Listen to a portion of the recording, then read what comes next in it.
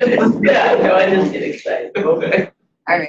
Hey, everybody. Good morning. Good morning. There's a lot of multitasking, so bear with me. If anyone wants to flag me when I forget to change the PowerPoint, I would appreciate it.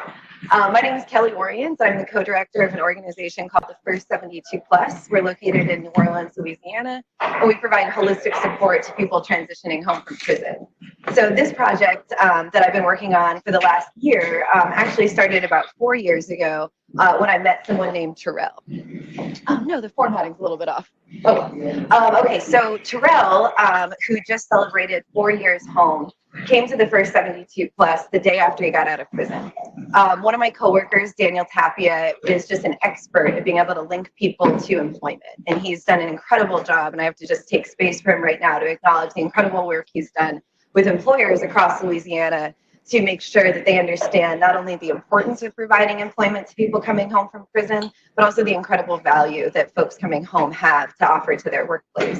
So Terrell learned how to work on cars because when he was younger, his mother wanted to keep him occupied, wanted to keep him busy, and so she gave him a car and that needed some body work on it, and he basically taught himself how to do it. So he came home from prison and had a few job offers being able to work on cars. He wasn't able to take any of them because of an issue that was completely off of my radar and actually was completely off of Daniel's radar as well. Some of y'all might already know why access to a driver's license wouldn't be something that a young white woman from Colorado would be keenly aware of because I never struggled to get a driver's license or to keep a driver's license. But Terrell had tens of thousands of dollars of debt related to driver's licenses, related to tickets that he'd been accumulating since he was a teenager. He also wasn't able to even get a driver's license because he had never had $400 to pay to go to driving school. So all of these job offers that Terrell was given, he wasn't able to take advantage of because we couldn't find any lawyers throughout the city that would provide free legal services. But even if they would, they didn't know how to navigate these systems that were in play. So more importantly as well, I was waiting for my bar results while this was going. And I was certain that as soon as I got my bar results, I'd just be able to walk into this courtroom and make it happen, be able to figure out what needed to be done. It was actually quite a blessing in disguise that I ended up failing the bar exam because it taught me a really important lesson about this, that lawyers should not be the answer. And part of my project here was to make sure that we were building an infrastructure for people to access driver's licenses that didn't depend on access to an attorney, but was disseminating this information throughout the community. I wanted to take, so these are some photos of Terrell throughout his journey. The story does end positively, and I'm gonna explain how through Terrell's experience, we were able to learn how this process works. But I wanted to take a moment, and I include the caption to the first photo, which was taken when Terrell was about 30 days from coming home from prison, to acknowledge the complete dehumanization and devaluation that occurs within prisons. Terrell, the caption of that photo is describing about how Terrell came to prison with short hair, but he grew his locks in the 8 years that he was incarcerated. They meant a lot to him.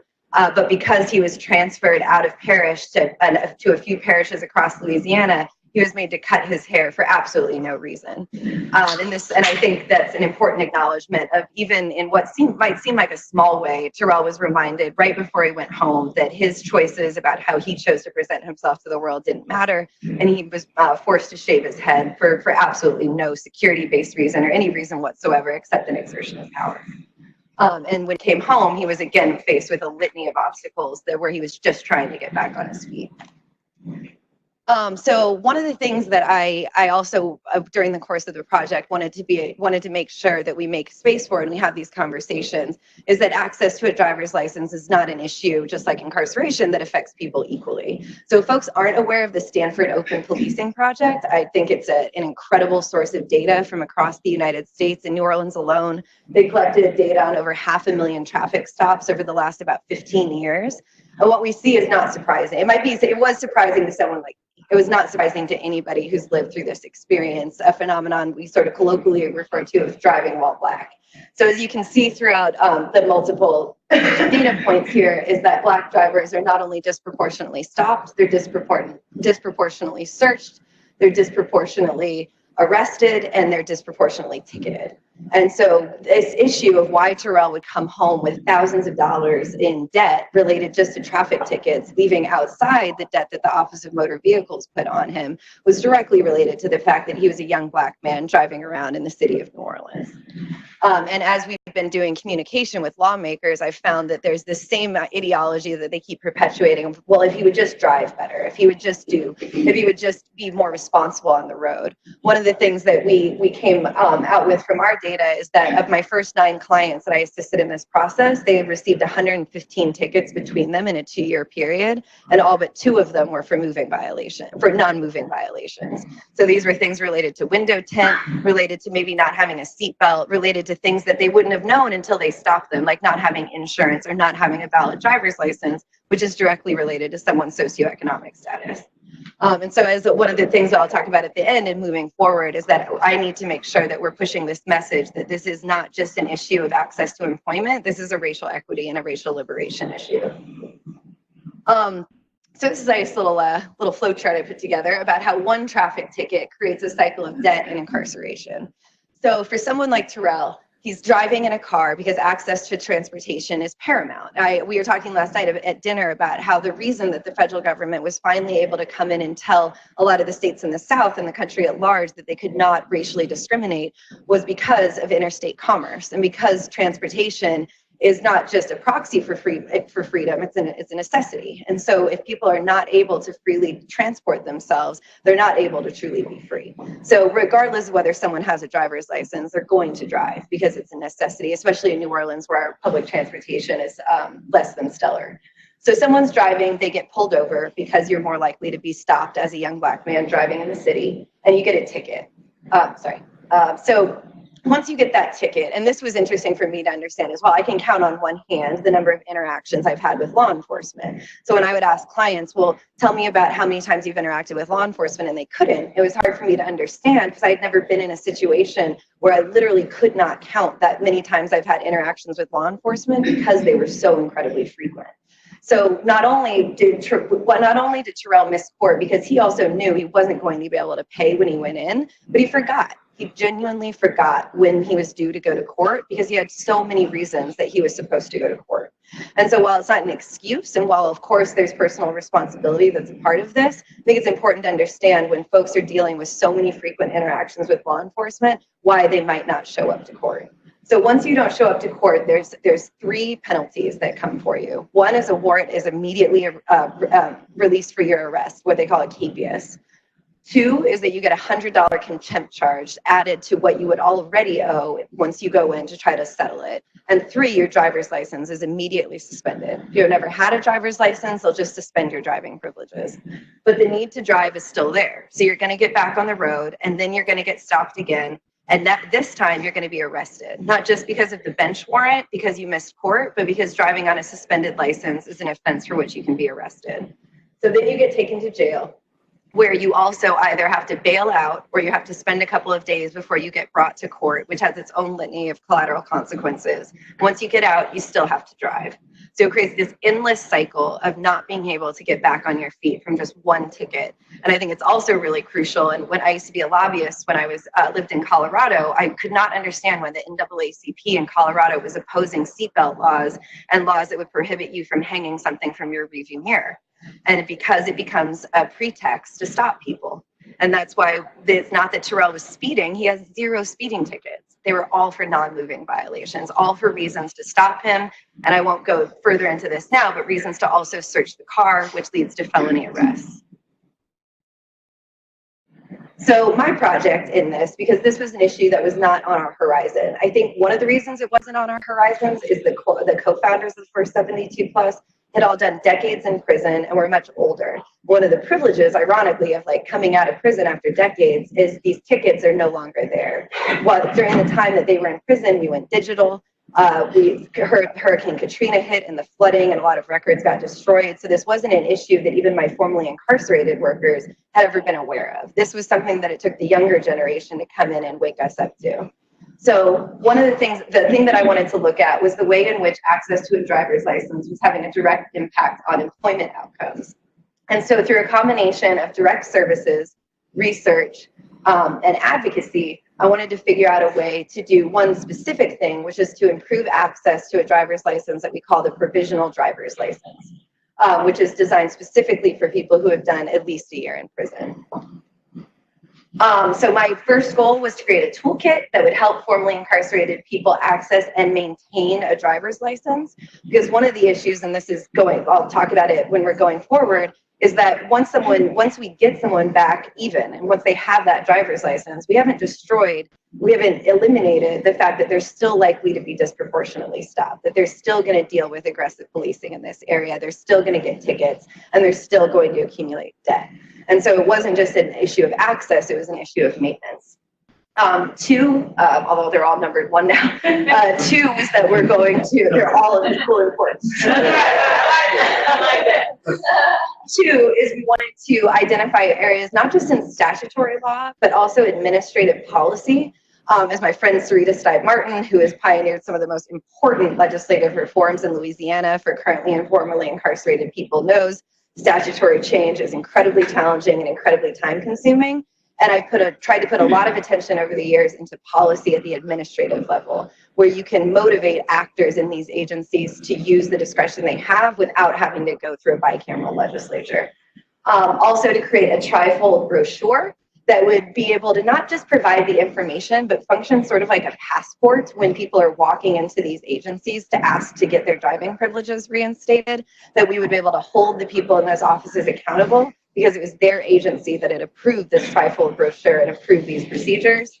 And then also to lay a foundation with a tech partner to be able to automate this process, to promote what we call pro se advocacy. So again, going back to this point of not having to depend on an attorney to get this work done.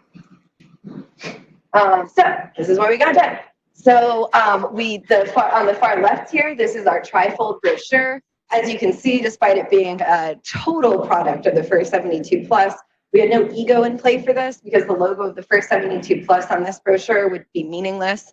The logo of the Office of Motor Vehicles for the Department of Public Safety of Louisiana was far more impactful. So we created this trifold brochure entitled How to Get a Driver's License When You Return Home from Prison that outlines every step that you have to take and every step that the people that staff these agencies have to follow. And we encourage people to read it. We do a lot of education work with clients and with community to be able to understand how the process works. But truly, it just acts as a passport. It becomes this thing that they'll be able to put on the table. And even if they get pushback, it basically demands that a manager comes to them and assists them because it's a publication issued by their agency. To do community-based education as well, we have a continuing legal education, which is something attorneys have to complete every year. In Louisiana, 12.5 credits every year have to be completed. And so we got the Bar Association to approve a CLE for us that also has an ethics component where we make space to be able to talk about issues of racial justice and racial equity within mass incarceration. And educate lawyers and members of the community about how to assist people with accessing their driver's license. We also created a community-based clinic that operates monthly at outside of the 2-lane and broad corridor, which is where our criminal justice system operates, and allows people to not have to go back to this, very depressing, very stark environment. So we have a monthly clinic. We do it in collaboration with the Department of Probation and Parole, the City of New Orleans, and several nonprofit organizations that assist people coming home. We also expanded eligibility for the provisional driver's license from people that are in the state prison system to people in the federal prison system.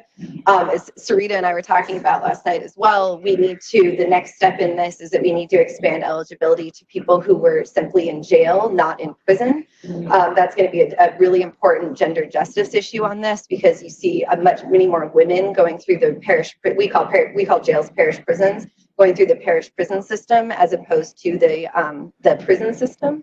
And so that's the next step for us. I think it was in September, Richard Webster, who's a freelance reporter, got this article published in the Washington Post where he aggregated data from across the city and found that 1 in 7 New Orleanians currently has a warrant for their arrest. The vast majority of these tickets resulted from traffic stops.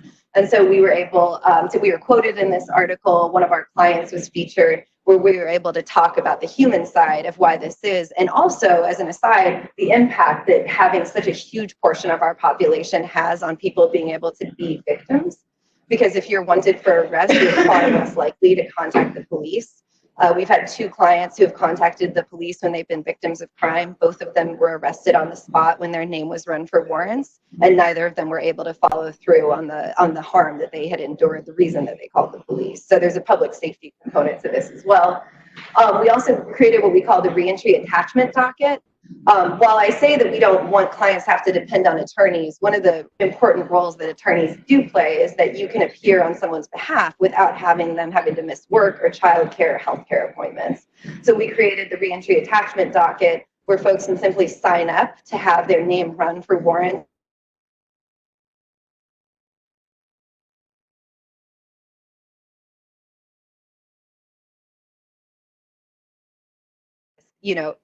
This interstate or inter-parish transportation, people don't just exist in one county or one area. We go all over the place, especially in the way that our economy is built right now. And so while it's been great that we've resolved these issues really well in New Orleans, we still have all the outer parishes to deal with before someone truly has a clean record. Last thing is a video. We've really been trying to push this pro se advocacy bit, and so we created a video that's on the Bar Association website. We also created a packet of motions, because one of the things as we've been pushing through here, it became deeply unsatisfying for people just to plead guilty and get credit for time served. There's a really important principle of constitutional law across the United States about speedy trial and about statutes of limitations. We call them prescription, because we just do everything different in Louisiana. We call them prescriptive periods that the prosecution has with only 2 years to prosecute you on a traffic ticket. And a lot of these tickets date back decades. And so our clients, from really just even a principled standpoint, felt wrong pleading guilty to crimes that the prosecution had lost their jurisdiction to prosecute them on. So we created a model motion to quash, going in and saying, you cannot prosecute me for this ticket. It's a dangerous game because they can choose to take you to trial. The judge can also disagree with you, and then we're appealing traffic tickets up to courts of appeal. But we're doing it because one of the things it's great to have the outcomes of getting these driver's licenses in folks' hands. We also want to start a conversation about why we can't just continue to have people wanted for arrest. A lot of those 1 in 7 people that are wanted, they have attachments dating back 30 years. Some of them for traffic tickets, some of them for loitering, some of them for begging, which is an unconstitutional crime. And so we've really been pushing a way that we can remind the state that they can't just have free reign of people's lives, that they need to, if they're not going to prosecute someone, they need to start purging these records so folks don't have to go back to court to get it done. So far we've had 552 provisional driver's licenses that have been issued in the last year. They also only really started tracking this data in the last year because we started to ask them to. Their estimate is that we had only done about 100 in the 3 years that preceded it. So we can't tie a direct relationship between the work we've been doing, but there is some correlation that the work we've been doing led to a pretty rapid increase. We've resolved 817 tickets through the reentry attachment docket, and we've cleared over $500,000 in debt that people would have been strapped with, not just preventing them from getting driver's licenses, but also leading to wage garnishment. Some hiccups that we got along the way. So I'm just going to read this email in full because I think while we've been seeing bipartisan support for criminal justice reform, I think it's really important to acknowledge the sentiment and the discriminatory attitudes that still exist. This is from an attorney for the Office of Motor Vehicles. When I asked him if we could remove the word ex-offender from the brochure as an aside, I really should have just not asked. I should have just done it, and that was a mistake on my part. We talked about it on our conference call with my cohort. But his response was, this is not a legal question. It should have just been the end of the conversation, right? If it's not a legal question, we should be done. But no, he decided to go further.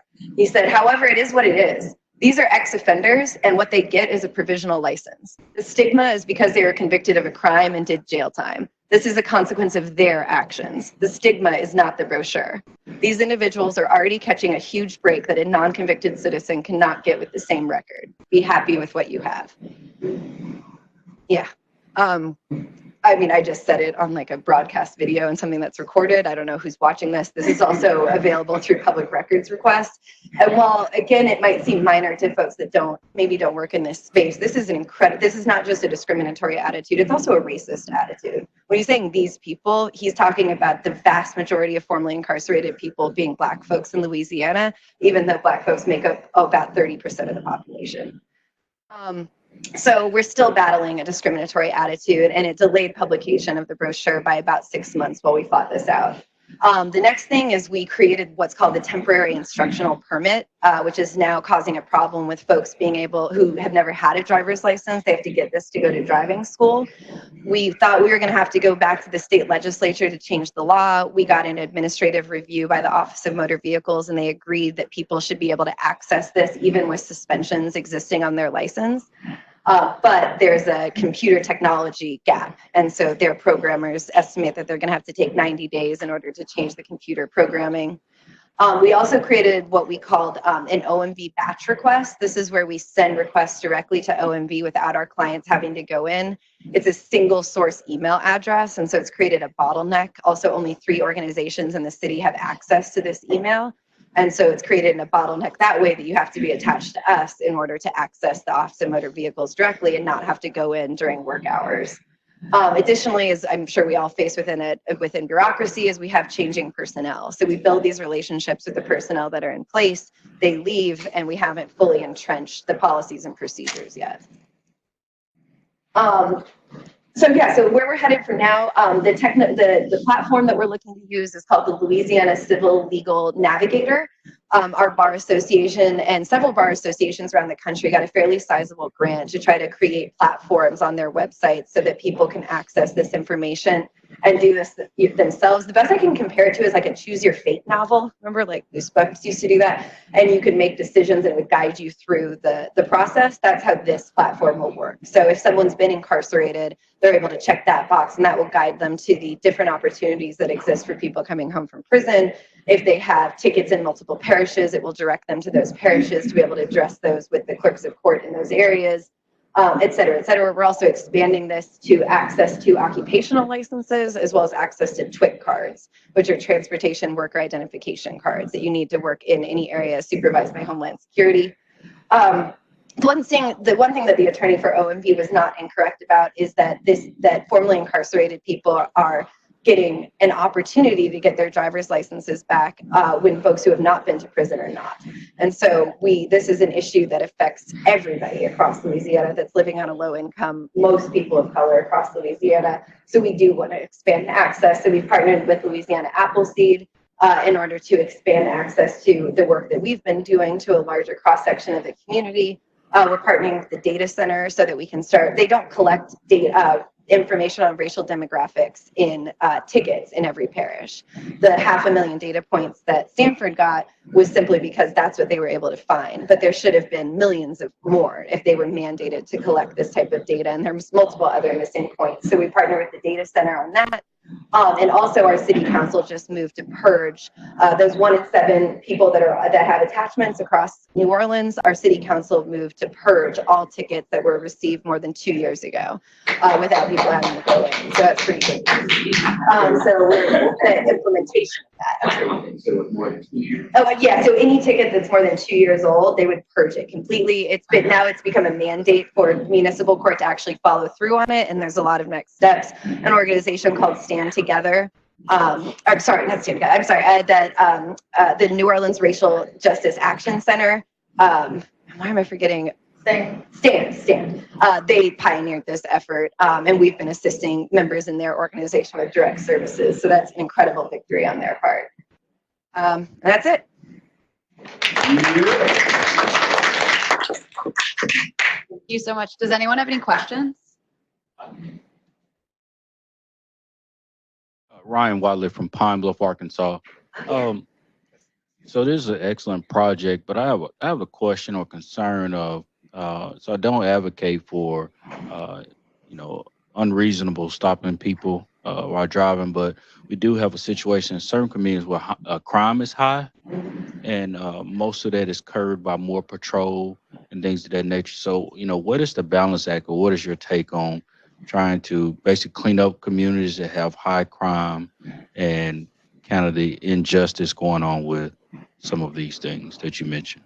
I think that's a great question. I think and it's multiple points, right? I think what we know overall is that if aggressive policing and if incarceration were the deterrent or the solution to violent crime, we've been doing it for decades and it hasn't worked, right? So we know that in a unilateral way, this has not worked. This is not making our communities safer. And there is not a relationship at all between the criminal justice system and its current existence and a reduction in crime.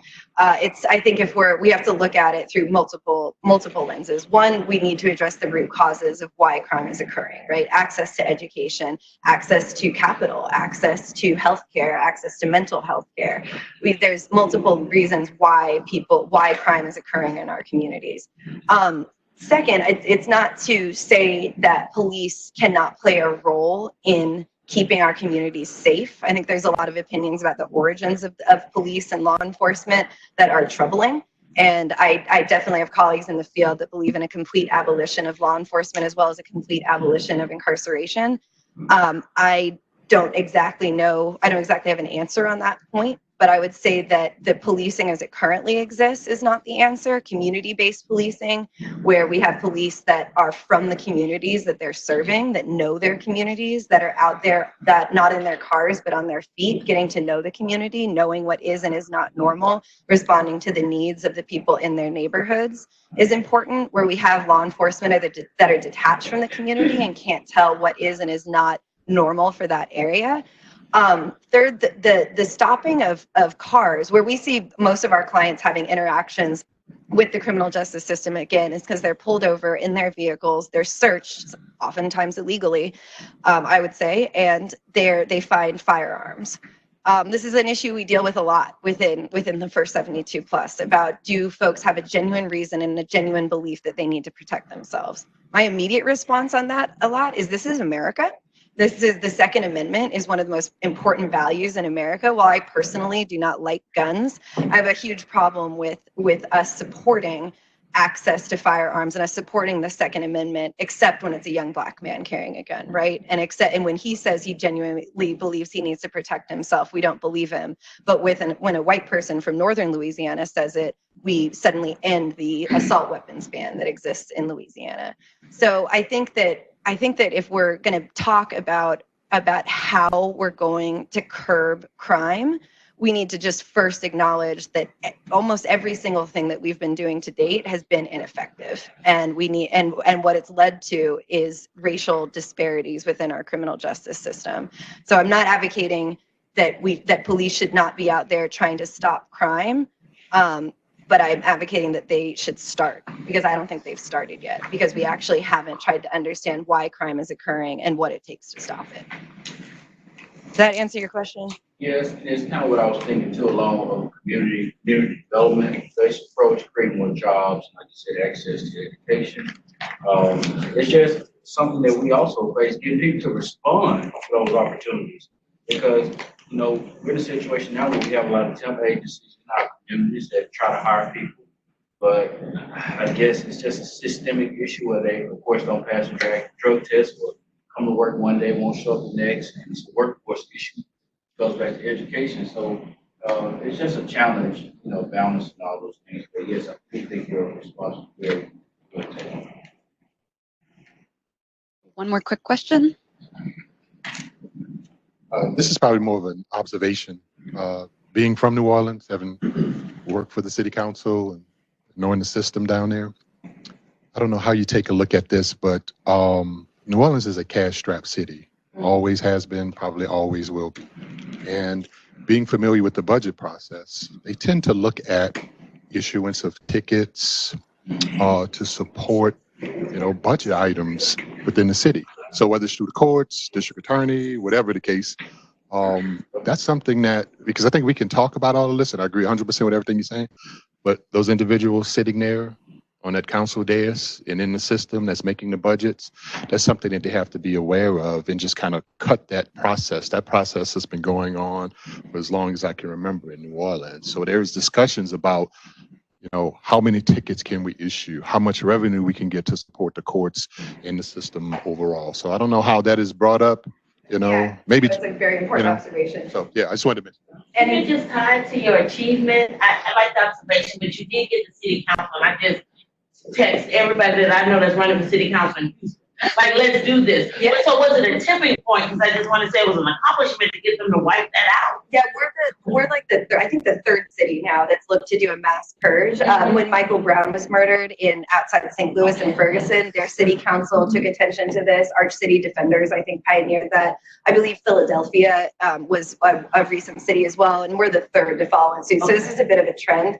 Responding to your observation, you're right. And it's not just that we look to traffic tickets as a source of revenue. We don't have a fully funded public defender's office. We're actually literally dependent. Our structure is dependent on these traffic tickets in order to build this revenue. And so it's a fundamental flaw in how revenue is raised in a city and how revenue is raised in an entire state. And so by increasing the tax base, by thinking about ways that we're pulling money in and not in a way that's limiting people's economic mobility is of course paramount.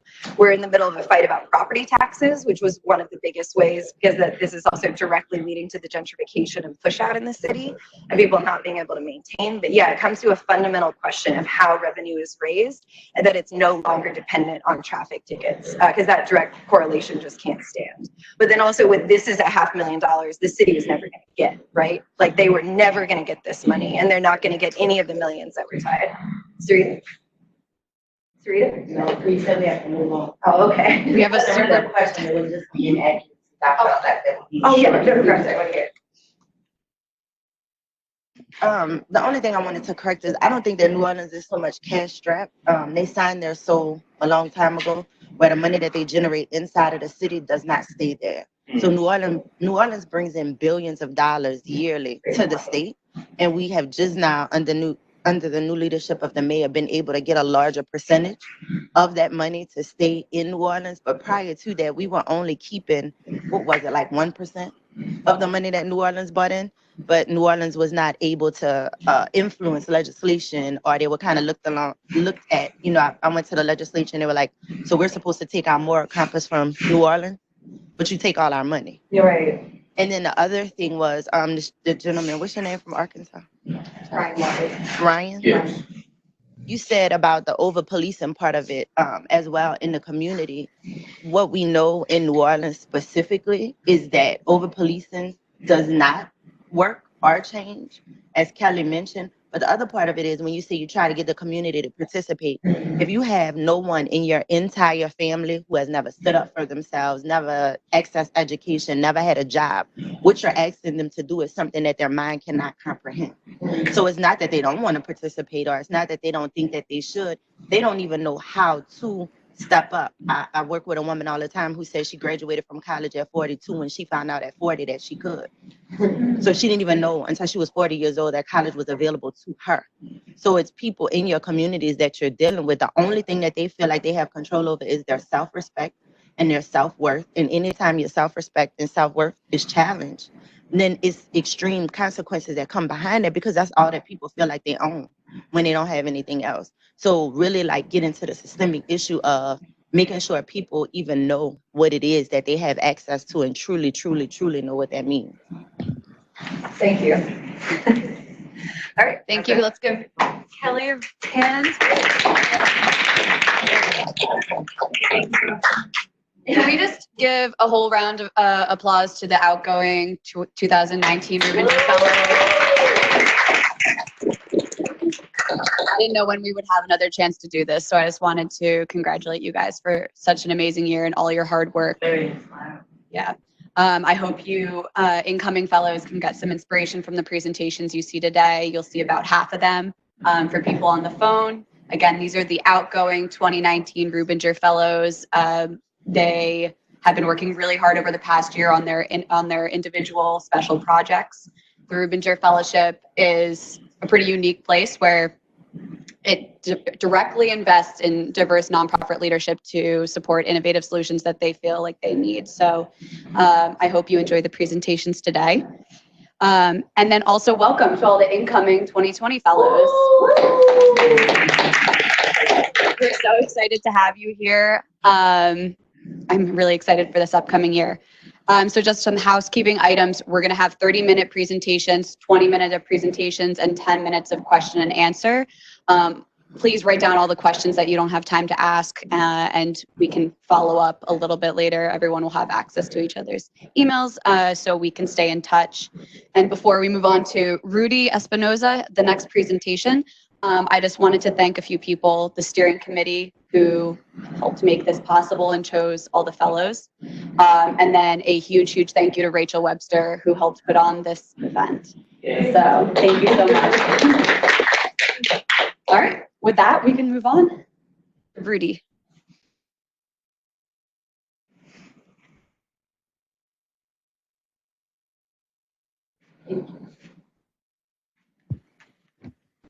Hey, everybody. Just the This little sticker right here. Can everybody see me? No.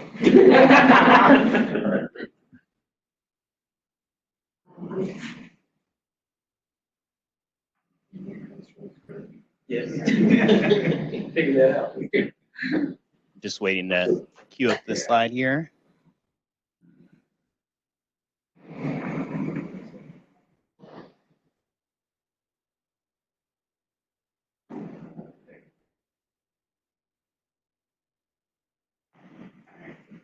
Warm in here, huh? All right. Yay. Yes. Great. Awesome. Hey, everybody. I'm Rudy. I'm from Los Angeles. Good to see my colleagues and then also to meet the new folks in the incoming cohort. My project was about increasing capital to street vendors and other micro entrepreneurs in Los Angeles. I work at an organization called Inclusive Action for the City, or Inclusive Action for short, or if you're looking for an acronym, we use IAC. And we were created about 10 years ago as a laboratory for community development. We wanted to create a space where we can think about new ways to responsibly revitalize our neighborhoods and really, explore quote unquote innovations. We do two major things at our organization. We work on advocacy issues because we believe that the systems that exist today are creating the conditions in our neighborhoods. And so we need to actively work to change these systems. And that's mostly through research and through political change. And then the second piece of our work is really about economic development. We believe that money, that changing the policy is not enough. We have to think about capital. So I really appreciated hearing Kelly's work around, thinking about how do we make sure that folks get access to capital and resources as a result of the policy change. We believe that that's really important. We have to think about systems change. We also have to think about money and how money works or harms communities. So these are the goals of my Rubinger Fellowship. I sort of came in here thinking, okay, we had a very small loan fund that was experimenting with how to get capital to street vendors. And when I think about street vendors, I think about folks like the folks that are pictured here, which are some of our clients. There are folks that are operating on the public right of way on the sidewalk. They're growing their business. They're often in the informal economy, and they don't have access to capital. Many of the folks that we work with are undocumented. They have very low credit scores or no credit scores at all, and they cannot get a loan from anywhere. And just like any business, in order to make money, you need money. And so we were thinking, we were beginning to deploy some loans on an experimental basis a few years ago. And the goal of my Rubinger Fellowship was to grow this and to formalize this loan fund. And so the first goal was to deploy $300,000 in low interest loans, and also to apply for CDFI certification, and then to capture data on the borrowers and just to begin formalizing our system. So it's pretty straightforward, right? Simple, easy. Yeah. So those are the goals of my fellowship now. So Maggie and Rachel's asked me to talk about why was this important. So let me tell you. This is an image, at least folks from LA, Helen, I'm sure has seen this slide before. I like to talk about income inequality. That's really the reason why I do this type of work, is that I'm really angry that there's such power and capital in the hands of very few people in our country. And this slide shows how that is being concentrated further and further, that the 1% are getting more and more money. And the people that are being disproportionately impacted by that are Black and brown people. And let me show you the next slide, which is the results of a study in LA that showed the median net worth of households And you see that white households have a median net worth of $355,000, and Mexican and Black households have much less than that. And this is probably relatively, the same across the country. You look at other major cities, Black and brown folks have about 1% of the wealth of white people. And so this is important to me. And so when this came out, when UCLA did the study a few years ago, and they really focused on Los Angeles, I was really enraged and upset about this, because this, to me, this did not happen because of Trump, and it didn't happen because of the elected officials. This has happened because of generations of systems that were intentionally created to make this happen. It's not an accident. So, and this is a huge gap. So if we want to address this gap, we have to be super intentional in a radical way to fill this gap. And so that's kind of the approach and the energy that we try to bring to our work. So the crazy thing about this gap that we see in our country is that, there's laws that reinforce this, as we saw with Kelly's presentation. There's laws that are created for our communities to lose and to stay in the position that they're in. Okay. So Los Angeles, as an example, when it comes to this base of entrepreneurs, Black and brown entrepreneurs for the most part in LA, LA was one of the only major cities in the country that didn't have a permit system for sidewalk vendors, and LA was criminalizing street vendors. So these were folks, hardworking people that were trying to take care of their families, and the city was giving them misdemeanor penalties. And so under this administration, many of you probably know that under this administration, someone that gets a misdemeanor penalty becomes a high priority for deportation under this administration. Okay, so this was a big systemic issue that we were seeing, is that our city was criminalizing these hardworking entrepreneurs, and this was for us at Inclusive Action. We were also seeing it as an economic issue. This was hurting our local economy. That these were small business owners that couldn't get access to capital, number one, but they were also there was policies in place that were not allowing them to take care of their families. And so that was something that was really important. And so I wanted to share sort of this context, because our loan fund was born out of the advocacy work to change to legalize street vending in Los Angeles. So the capital intervention here was connected to a grassroots effort to legalize street vending in LA. So our loan fund is not separated. It's not just a random loan fund where we're trying to, build some affordable housing. It was connected to grassroots movements to support people. Does that make sense? Yes. Okay. Billion. Okay, cool. Right on. Okay, base building, yes, and that's really important. I feel like that's missing in the CDFI space. So this is not working now. Okay. Rachel could help me advance the slides. Okay, awesome. So what's the progress towards our goals? Next slide, please. Okay, so as a result of the Rubinger Fellowship in this last year, we've deployed over $420,000 in microloans. Over half of these loans are street vendors, but we diversified our client base. So we saw that there was other businesses, of course, that weren't getting access to capital. They were going to other CDFIs, they were going to other nonprofit lenders, and they were not qualifying. And certainly they weren't qualifying with the big banks. And so, so we began to reach out to other small businesses to support them. We integrated a new loan tracking software into our organization, so we could track data from our borrowers. So it's really cool, because not only can we see are they paying their payments on time, but we're also tracking the business coaching that we offer, which is another important characteristic of our loan fund, is that in addition to the capital, we also work with them one-on-one over the course of the term of their loan. We see that the borrowers that we work with, they need more than money.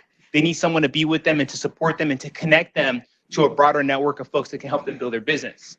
We obtained our California lender's license, which is cool. So it's a step into the formalization process. And we worked with LISC LA, with Tanua was at the dinner last night, Tanua and Miranda.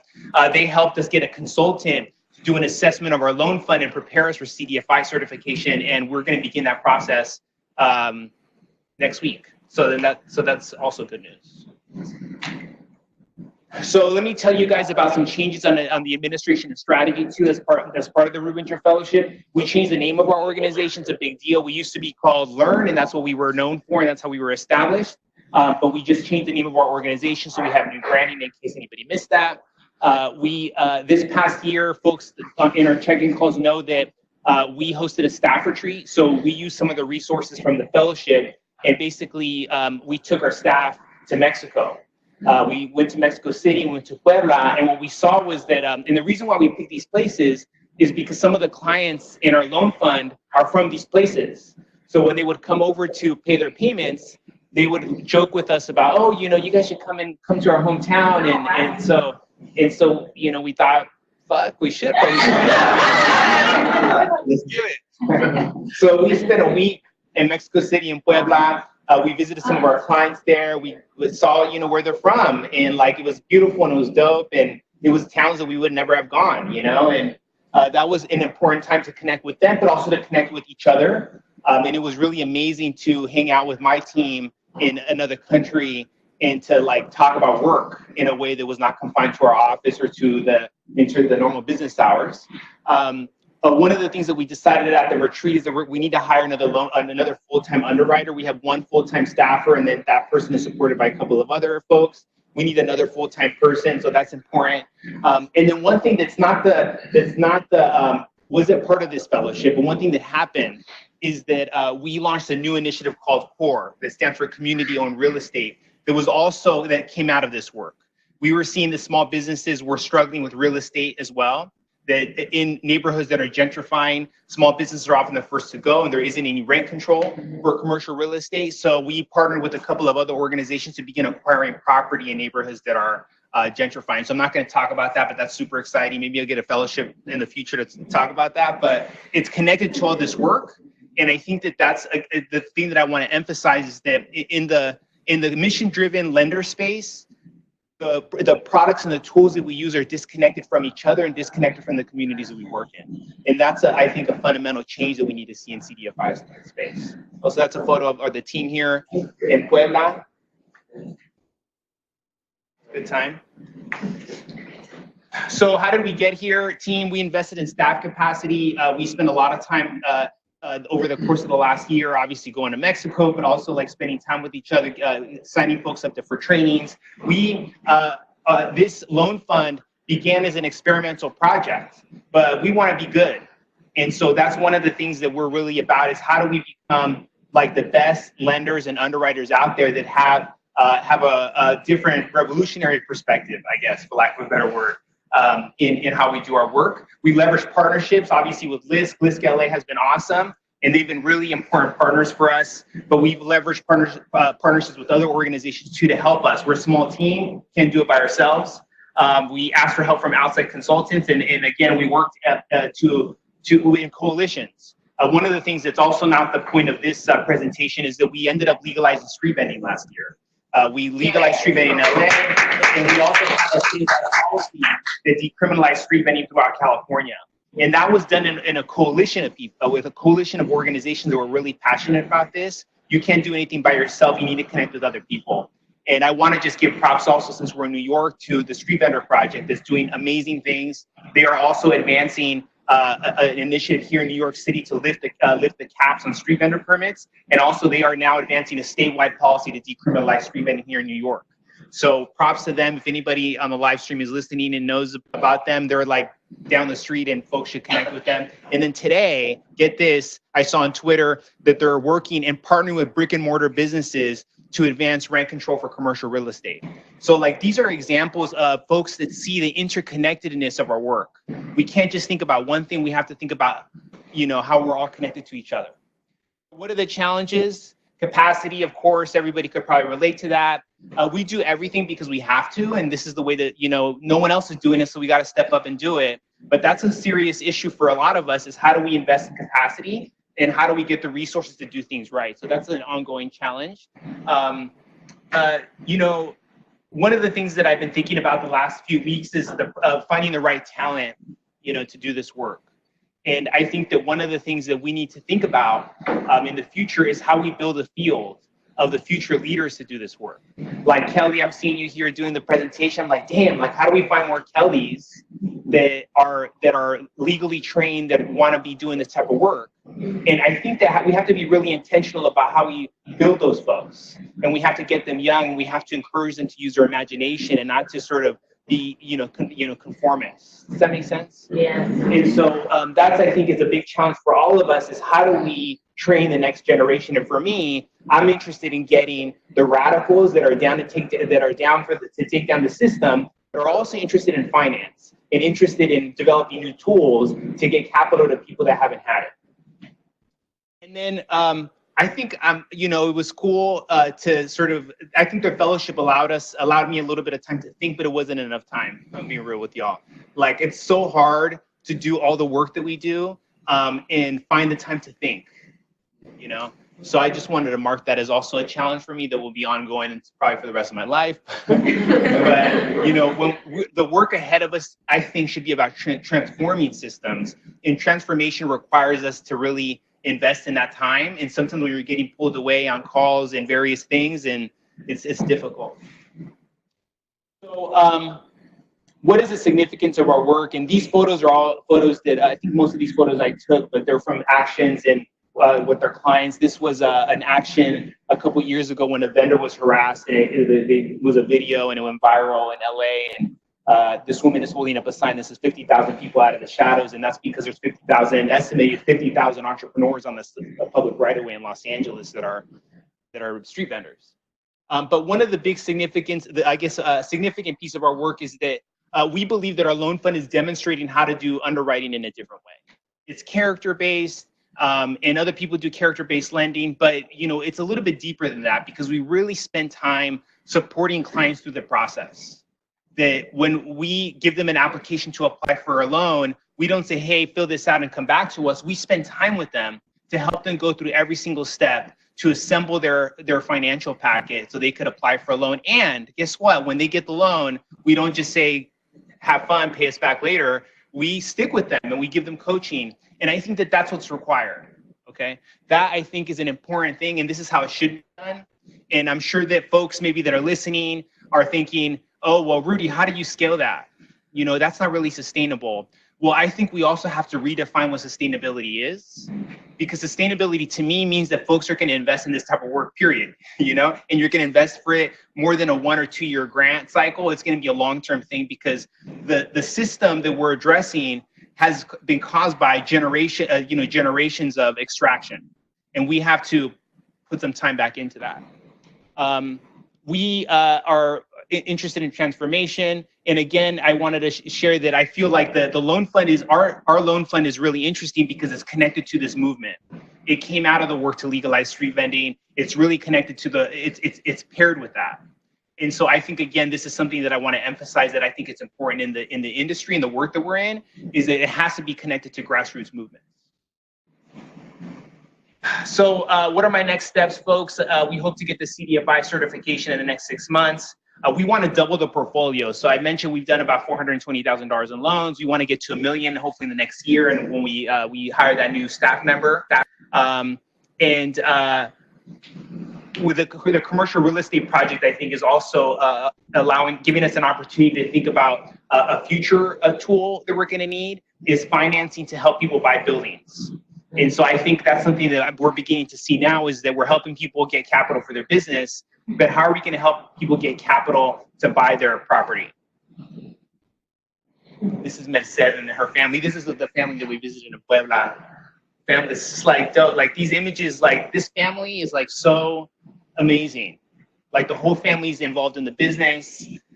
They're like so passionate about their culture. They're like so like there's just so much honor and dignity in their work, And so when we think about our policies that say no, we don't want you to do that.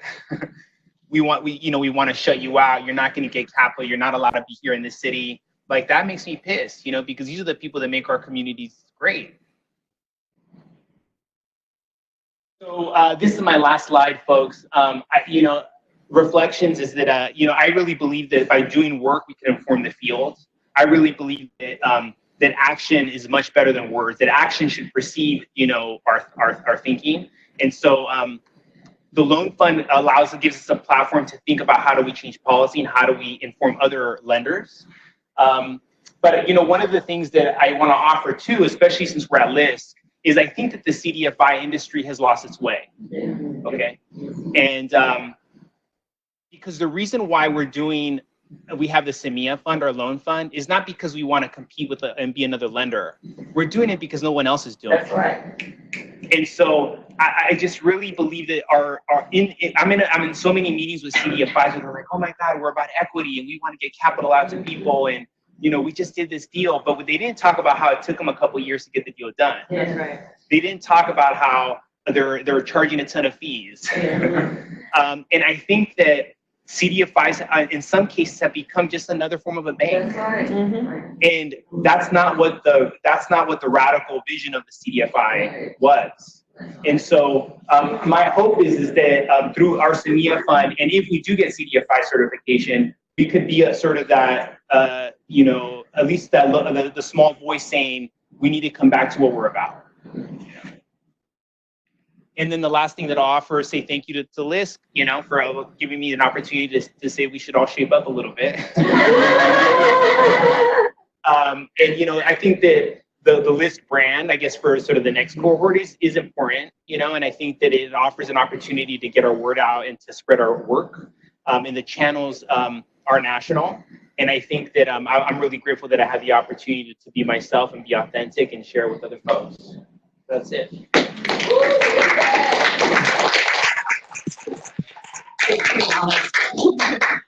Anyone have any questions?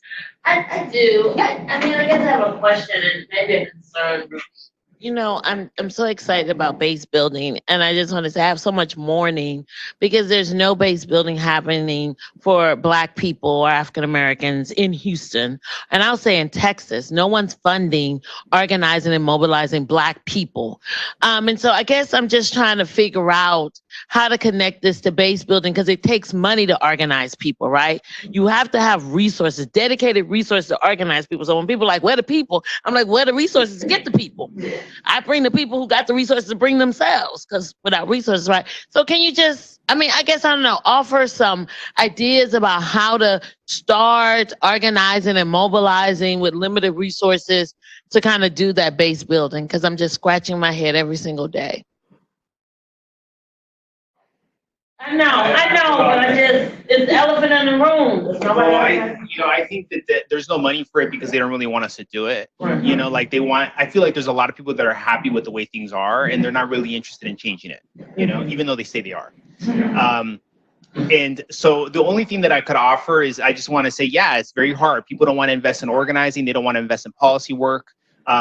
They, in my case, are much more interested in investing in the loan fund because they can understand it. And they're like, oh, it's like market oriented. And it's like you're helping people businesses get capital. And that's awesome.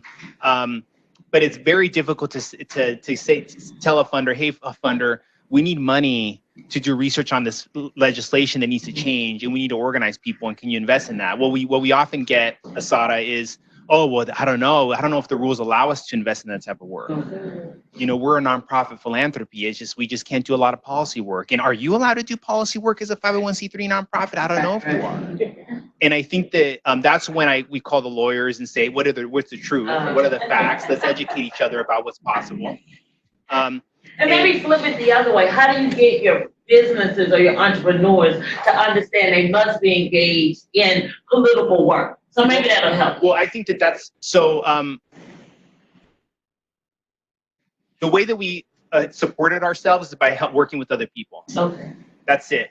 There's not enough money to legalize street vending in LA. There wasn't, never was, but we did it by working with other people. So if I couldn't hit a meeting, there was someone else in the coalition's like, I got you. I'll take this one. And so that's how we did it. But because our loan fund was connected to the advocacy work, the clients that were running their businesses saw like, damn, like there's an action at City Hall. I'm gonna see you today. There was so many times when somebody would come in to pay their payment and they would be like, yo, Rudy, you gonna be at the hearing next week? I'm gonna be there, bro. Like, I'll see you there. You know what I mean? And there was a connection to that. And so I think that that's why it's important that a lender is connected to other work. That when they come in to do their loan payment, they say, hey, did you know that this was happening? There was some raids happening in the city of Santa Monica, which is a different city on the west side, right on the west of LA. And there's some vendors that are our clients that work there. So when they would come in, I would be like, hey, what's happening in Santa Monica? What are you guys seeing? I want to let you know that the city's having some meetings about this. There's another hearing coming up. I want you to understand that this is going on and this is how it's going to impact your business. You know, so it's important to be connected.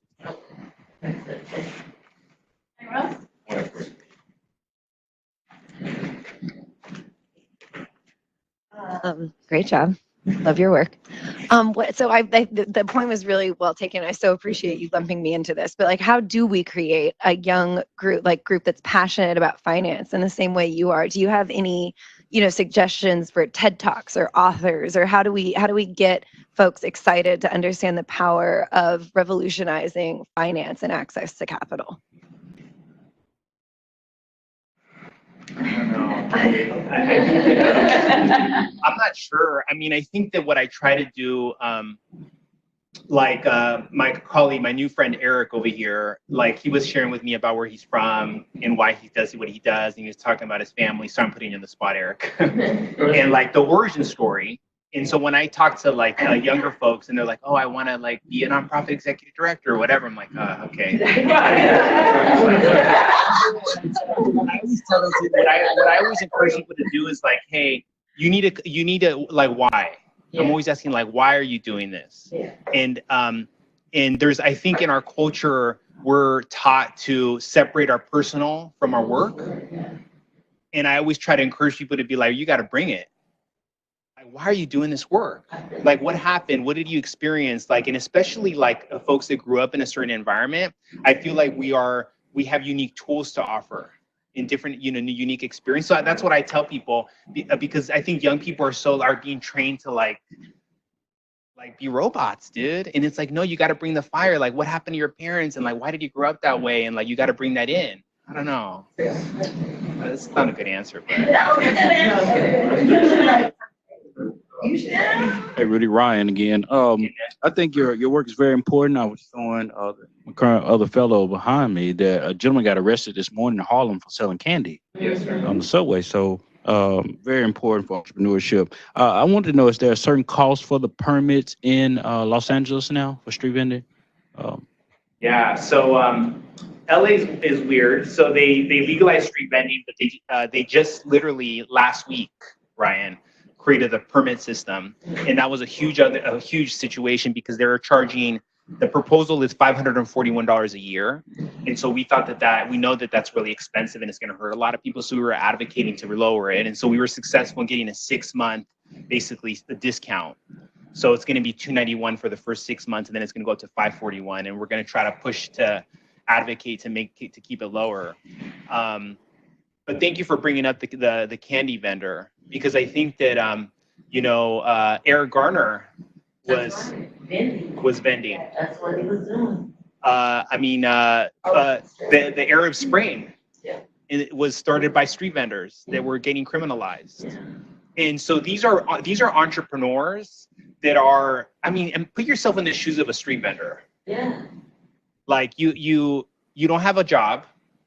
You can't get a job for whatever reason, and you're like, I still got kids, I got a family, I got to do something. I'm gonna get out on the street corner. It's 35 degrees in New York right now, and I'm gonna take the risk and be courageous enough to say, here's a product that I made. Would you buy it?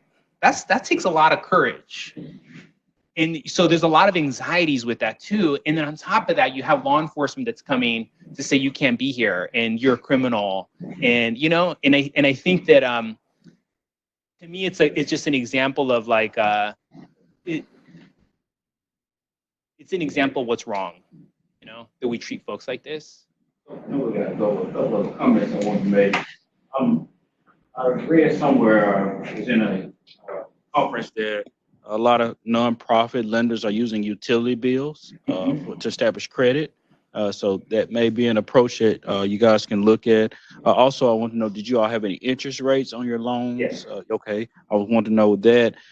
You talked about advocacy. Traditionally, advocacy, how you talked about someone may come in and make a payment and you're able to inform them of something going on. Traditionally, that's done at big government levels. So CEO of banks would advocate for certain policies, and the other business men and women that have pretty high profile accounts, they will also join them. So it's just getting that done at the lower level.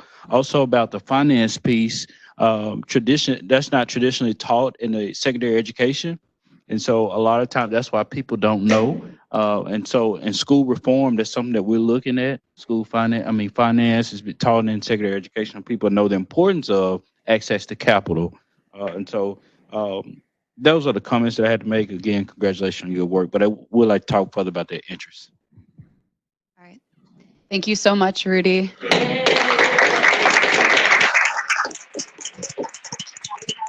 Otero? Hello. Good morning. My name is Natalia Otero, and I'm actually here from Washington, D.C. I'm the co-founder of a nonprofit organization that provides crisis intervention services for victims of domestic violence. And honestly, when I was nominated by the LISC office in DC, I was at the beginning of purchasing a building for the organization and attempting to build twice as much capacity as we have now. So we are in the process of constructing a 30-unit crisis shelter in the district in a really fast-paced gentrifying area. So when this came up, I honestly was like, sure, one more thing, let's do it. But I actually really thought about it from the perspective of when am I going to have another opportunity to do this? And from the perspective of being a leader and thinking there's so many things that I have to put on the shelf constantly. I'm like, well, I'll get to that, or I'll get to that when I have funds, or I'll get to that when I have time. Realizing that really when an opportunity comes knocking, you just have to do it. So when I thought about this particular project, and my focus was economic empowerment for survivors of intimate partner violence. And that's something that in my field we don't talk about a lot. The nexus of services to survivors of domestic violence has always been shelter. So we say, what is the solution? The solution is put the survivor and their family in shelter, and that'll solve the domestic violence problem. Unfortunately, it is much more complicated than that. And one of the things that I feel is really missing, not only in my field, but generally in anything that has to do with empowerment of women, is economic stability, financial capacity, and to go even further, wealth management and wealth building. So that is kind of what was ticking in my brain when I started this endeavor with LISC. Don't we look great? I throw that in there. So today we'll be focusing on, or I'll be focusing on, really kind of trying to walk you through this research project that I attempted to do. I think you'll also find that this room is full of not only passion and capacity, but also a bunch of people that have really big dreams. And so there was a couple of challenges that I'll talk about a little bit later in terms of how large I thought I wanted the project to be and having to scale that down a little bit. But I'd like to start with some housekeeping because I brought you guys the material, so it's there if you guys would like to take it. But I use domestic violence and intimate partner violence interchangeably, but really what I'm talking about is intimate partner violence, meaning a pattern of abusive and coercive behavior for the purposes of control in intimate partner violence, not family violence, which has got totally different dynamics. So it's something that I wanted to address here. I decided to do the work within the context of the nonprofit organization that I run because it is very uniquely positioned, sorry, my accent. The interesting part about DC Safe is that it is a large entry point for survivors of domestic violence. And what we're doing is a little bit different than maybe other nonprofits that do domestic violence work because we are a crisis intervention agency. So our entire purpose is to really be within we're in the business of being where survivors are, but in a way where we're actually also creating immediate access to things, immediate access to shelter within an hour, immediate access to financial assistance, immediate access to civil and criminal justice systems. We are in the realm of public safety, homicide prevention. So we kind of look at it like that. And really, we see the organization as an opportunity to also be a systemic reformer in our area. So we're really looking at it from that perspective. We do a very high volume. Last year, we were able to serve 8,900 survivors. Of those, we were able to assess about 5,000 as high risk, meaning that they're at higher risk for homicide or reassault. Of those, we realized that we actually assessed 1,800 of them as being at high risk, and half of those participated in our programming, and about 400 were housed in our shelter. And the reason that's important is because we are building individual relationships. Our advocates are building individual relationships with each survivor, and that means that we have access in a way that other researchers do not. And that was really important to me as part of this project.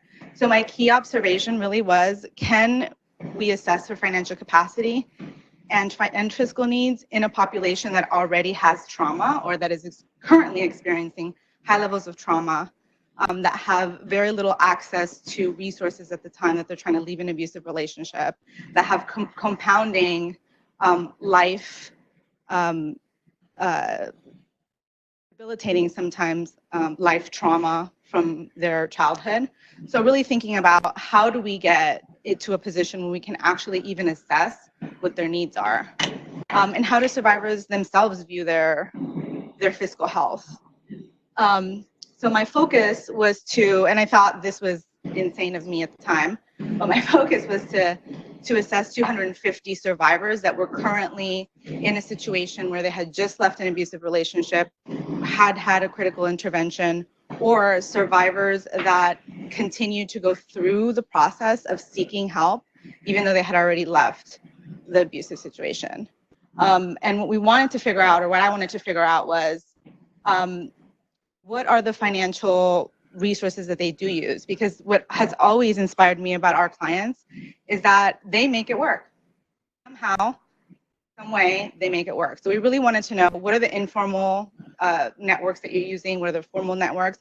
What are your barriers to accessing financial support? What are the financial capacity programs that exist out there? And are they overlooking a population that could really be helped through these processes? And how does that kind of come together? So that's really what I wanted to focus on. The difficult part of the methodology, or the difficult part initially, was creating the actual assessment tool. So actually being able to create a tool that's accessible, meaning it reads right, that an advocate could easily administer, that you could actually do within the context of somebody seeking help.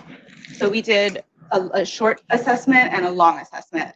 The short assessment was actually administered in our crisis intake center at DC Superior Courthouse. This is a time where a survivor comes in, they can spend up to 4 hours at the court. They have just either been assaulted the night before or have decided to leave at that moment and have come down to the court for assistance. The fact that these survivors would stop and spend 30 to 45 minutes talking to an advocate about this blew my mind. That meant to me that there was a real need that survivors wanted to come to talk to the advocate about and wanted to be addressed. So we are actually able to get 247 respondents to fill out the short survey at the courthouse, and 59 to fill out the long survey at the shelter. What we found was actually really interesting, and we had to go back and reassess all the data all over again. And the reason is that we saw something really stark, in the sense that we saw two different populations with two different perspectives and two different types of needs. Actually, I think it might be better if we look at it this way. So one of the questions was, on a scale of 1 to 5, do you feel like the resources you have are enough to meet your need? And then we had different categories. So I'm unsure how I will pay for my daily needs. I can pay for my daily needs, but I'm unsure about next month. I can pay for my daily needs and my rent for the next few months, and then it was the next 6 months, and then so on and so forth. So if you actually see this pie chart, you see that if you cut it in half, so if you like do the orange, this part and the other part, it's pretty much like 60-40. And so what we found is that people that were in a situation where they were already housing insecure, almost homeless or homeless, for them, the abuse further complicated their capacity, their financial capacity, but it wasn't actually what landed them in that situation. It was just exacerbating the situation. And in many ways, they were targeted by the person that was abusing them, and this was used as a further tool for abuse. But it wasn't actually the nexus. The other percentage of the population, the abuser-driven group, had a totally different perspective on their financial capacity. They were in a situation where they had specific barriers due to the abuse in their relationship. The interesting part about this particular group is that they, on its face, it seemed like they had the same needs. So childcare, housing, transportation, all that seems standard.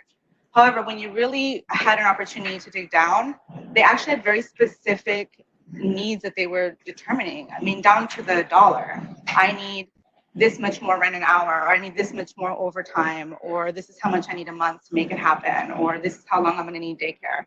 So it's really interesting to see that versus the life-driven group, whose responses were very short-term, very vague, unfortunately sometimes even very hopeless in their responses. Like, I don't even know what it's going to take anymore. So what we really found out is that the responses to that was also different. With the life-driven group, unfortunately, those survivors were in a situation where they had to resort to stealing or sex work or things like that to actually make it on a day-to-day, which is very different from the abuser-driven group, who many times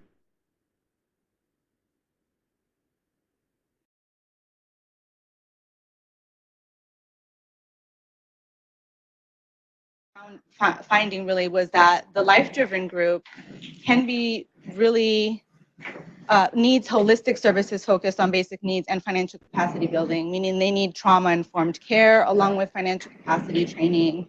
They need different types of support such as counseling, drug addiction programs, and housing. So for them, they need a really holistic approach to trying to solve the situations that they are in based on their life triggers, versus the abuser-driven group, which needs additional skills and products that help them in the next stage of their financial well-being. So they need stopgap measures, they need more financial assistance, they need more varied types of tools. That it could be anything from like a day workshop to a financial assistance loan to savings programs. So for them, the response or their fiscal needs were much more tangible. Oh, and this is not working.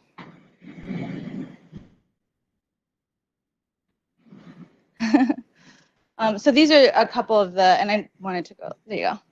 So these are a couple of our findings. What I found really surprising is that in both groups, they were more banked than I thought. So 43% of them received financial resources from the abuser, 21% received resources from their family, but 69% had debit cards, which I found interesting. 67% already received public benefits, and 23% had savings accounts. And like I said, the interesting part of this is that the average amount that they said they needed in the District of Columbia was between $2,000 to $3,000, which I found intriguing, but hopeful. And the reason is that if you really look at it, if you're thinking about it as the high end, you're talking about what, $35,000 a year, and that's compared to the base medium of about $84,000 a year in the District of Columbia, which seems daunting. But when you compare them to our general population, who receive about $16,000 a year, then the gap shortens. And so what I'm finding is that it is not as daunting. Being able to support survivors of domestic violence is not a big lift financially. My thought process is that for those that are in the abuser-driven group, they probably have higher median incomes than our general population. So I thought that was an interesting thing. Transportation was the most consistent request. I think you heard that from Kelly. You're going to hear that from Damon, who I think also has a transportation thing. But for many reasons, that just is something that is across the board in terms of the fact that we're dealing with low-income communities in our area. So the follow-up survey, again, these are survivors that are in shelter, and as you can see, 49% of them had bank accounts, which I was surprised by. savings accounts, credit cards at 13%, also higher than I would have expected for a population in shelter. Some other findings that I'll quickly go over so I don't run over on time was this idea that survivors don't always have people that can help them out of a financial crisis. So I think that's a myth, and we see here that they do have people, at least about half of them have support systems. These are the general categories of resources that we're missing. So when we asked, what do you feel will make you stable? It was a lot of basic needs, transportation, rent, food, daycare. But again, it depends on whether this is coming out of multi-generational poverty and other life issues versus whether it's something that is a product of the abuse itself. So some of the challenges was, again, developing the actual survey took a lot longer than I expected, but I had a wonderful team behind me of advocates with over 20 years of experience. So what we did is we created the 2 different tools, and we actually soft launched it and then went back to the table, redid what we needed to redo, and then put it back out. The 1-year time frame, I'm with Rudy on that. It really seemed short. It seemed like a long time initially when we started, but it really wasn't enough time for me to really get into some of the questions that I wanted to get into. One of the deliverables we thought would be a survival toolkit, but the big surprise out of this was that survivors, at least in the abuser-driven group, do not have a lack of financial capacity. What they have is a lack of access. And so a tool for them is not helpful. What they need is, what we really needed to do is create an assessment tool for people providing support and recommendations for domestic violence programs and recommendations for programs that are financial capacity building programs. So we were looking at it backwards, basically.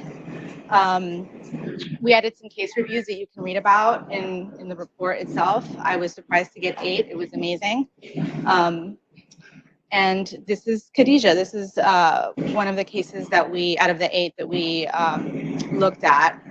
She lives in an apartment through a housing voucher, works as a home health aide part-time hairdresser, has a checking account and a savings account, a credit card, SNAP.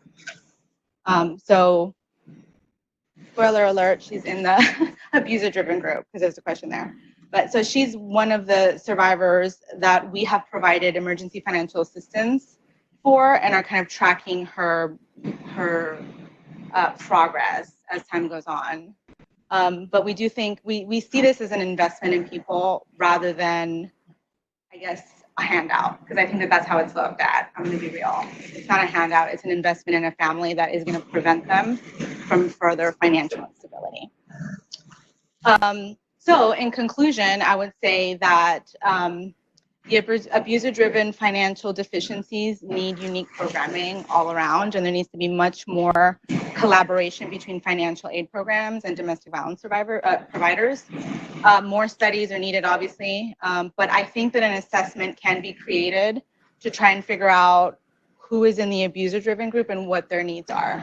And I think that that can be used by a bunch of community organizations. There's more that nonprofits can do. There's more that financial capacity programs can do.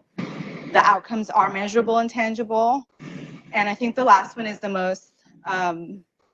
most intense, I would say, and that is that there is a possibility, from my perspective after this project, to create holistic programming that can prevent economic instability for families that are suffering with domestic violence. I would further go to say that there is also a potential to reduce homelessness in those populations, or to prevent homelessness. What I found through this is that there is a point at which you can actually determine whether or not an intervention, a fiscal intervention, will prevent further abuse, further financial instability, and eventually homelessness. Because what we know in my field is that 50% of families, females and children that are homeless in this country are homeless because of domestic violence. And so I think that's something we really need to look at as a group. Yeah. Thank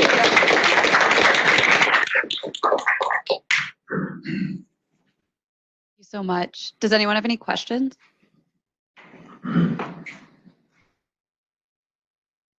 A couple of things, maybe just a suggestion or something for you and even Rudy to consider. Something that we're practicing in Richmond right now, kind of to your point of moving away from charity and trying to figure out how we can invest in our people. We're working with some of our neighbors, and I say neighbors as opposed to saying residents, even in terms of just changing the vocabulary around it.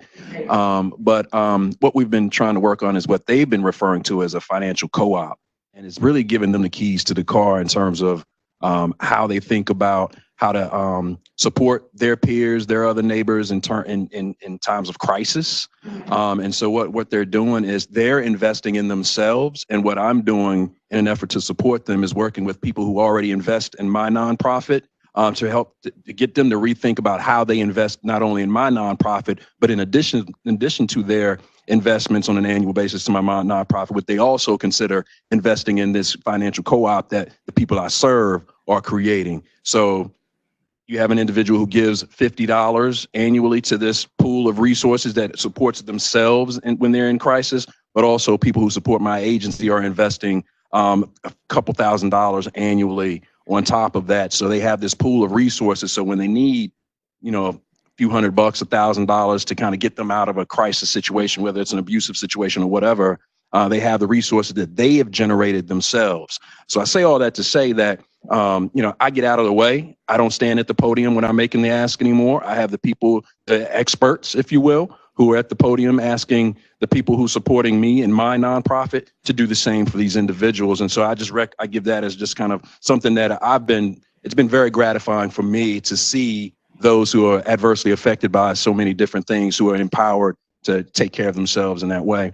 And then my question for you, and we were kind of talking about it, is how do we unpack, or could you unpack the whole transportation issue? I have an assumption of DC in terms of transportation capacity not necessarily being an issue, but I'm probably wrong in that. So could you unpack transportation? Yeah. Well, I think transportation, at least in the district, is still highly segregated. It depends on where you're coming from. And if you're coming from east of the river, it is costly and it is difficult to get to the other side of the city. So getting from Anacostia to Georgetown would take half of your day, and it is costly. And so I think that is still a big issue in the district. I think the issue for domestic violence survivors in particular, and I think that we've been talking a lot about institutions and laws up until now, but I would like you to think about this as a very similar issue. But instead of it being an institutional issue of poverty or racism or access, it's still the same dynamic, but within a relationship. So for them, it's a lot of sabotage. It's a lot of you can't go to work today, or I'm going to follow you to work, or I'm going to take your Metro card or your EBT cards. It's a little bit different, but the transportation issue in and of itself is an access issue. And that's what it still continues to be in the district. There's also this idea of how many times somebody has to be going all over the city to get their needs met. A lot of the survivors in the life-driven group, the majority of their income is SSI, or disability or TANF. They have appointments on a regular basis. They could be going back and forth all over the city, dropping off kids, going to see their caseworker, and it costs a lot of money. And so if they can't keep that up, then their benefits aren't being kept up. And forget about having benefits, that's a full-time job, and then being underemployed somewhere or being employed somewhere.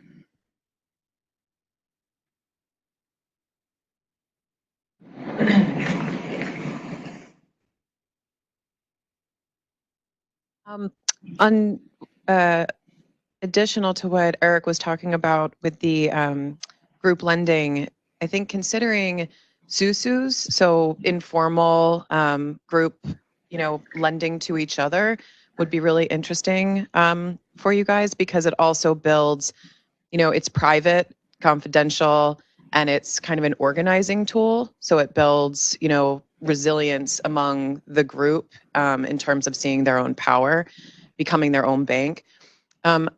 I was wondering, how did you administer the survey among a population that is over surveyed and over kind of interrogated? And we encounter that all the time, and a lot of our work is figuring out how to gather data in a way that's participatory, creative, non-intrusive, confidential. I mean, all those things. So your survey questions were phenomenal. A lot of what you looked into, we'd be so interested in. So can you talk about that a little bit? Yeah, so the survey's actually in my documents over here if you would like to take a look at it. So that is huge. I think there is an interesting dynamic though for high-risk survivors of domestic violence.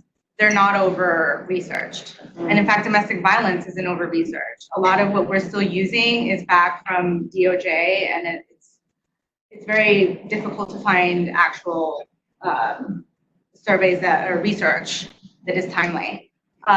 We are in the District of Columbia, we have tons of universities. And because we are the largest entry point, we're constantly being sourced to say, okay, you have 8,000 survivors, we want to do this study. And over the last decade, they have failed over and over again because they can't get enough people to participate, because they're not hitting the mark in the right way.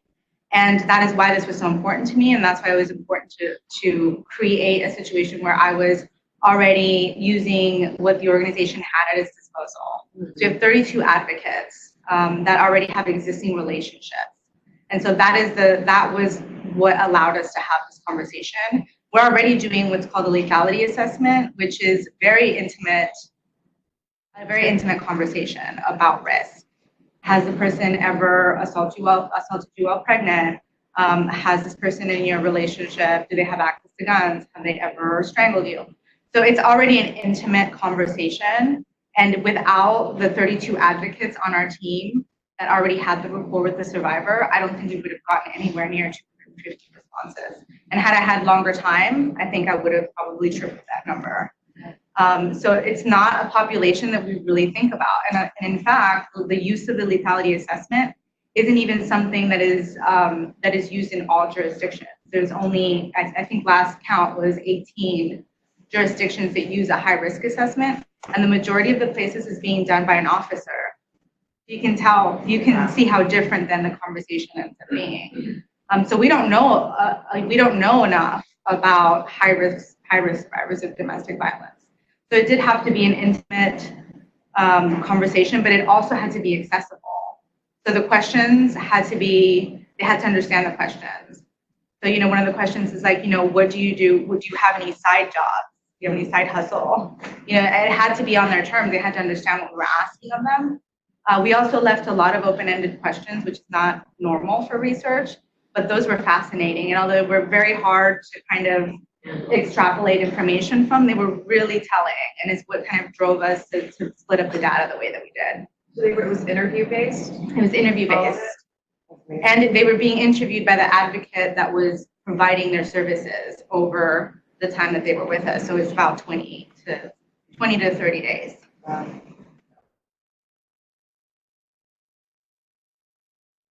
I want to just say that I think your work is really important, and it's also because it's a population that it's very hard to support people in that situation. And I don't know, I just want to give you props because I think it's really important work. And so my question to you is, I was struck by the number of folks said that they needed about $2,000 and $3,000 to be financially stable.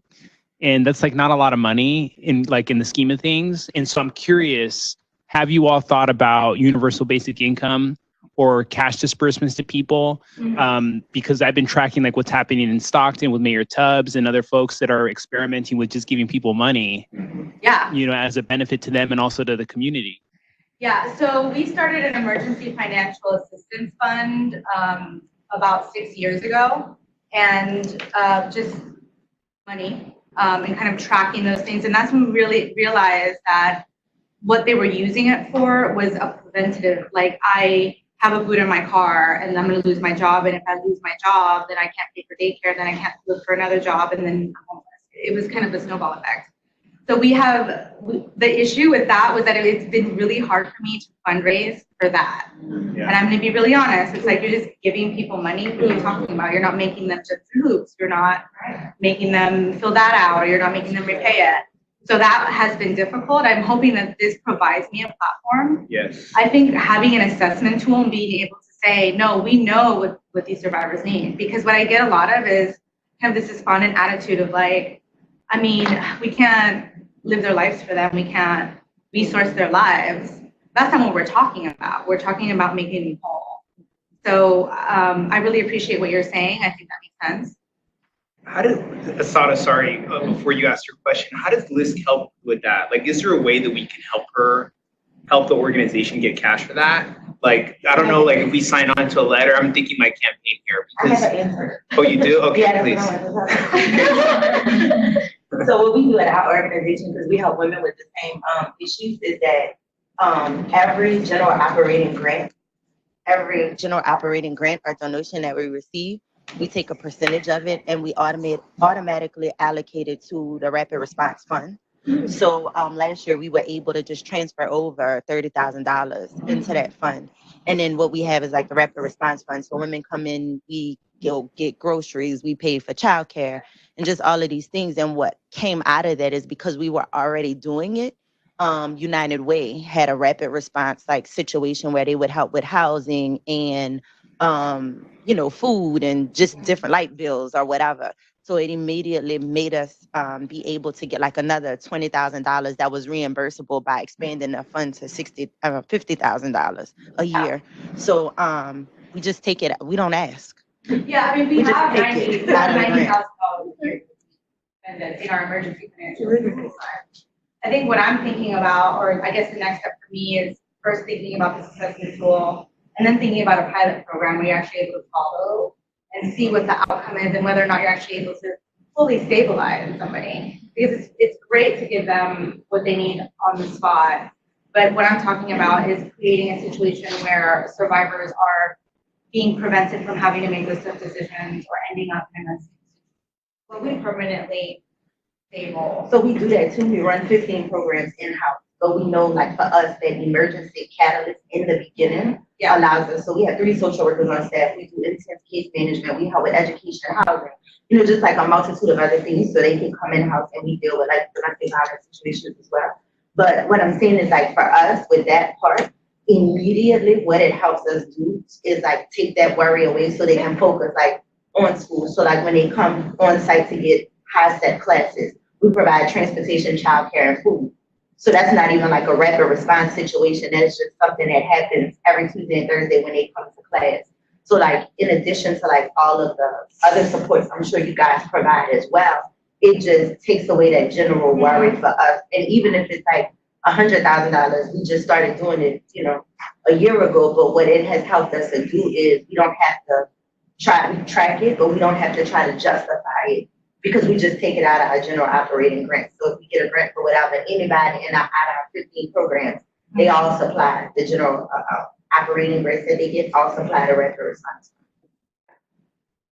I just want to acknowledge, like, I'm very appreciative of you when you said that I got this fellowship in the midst of doing this very capital,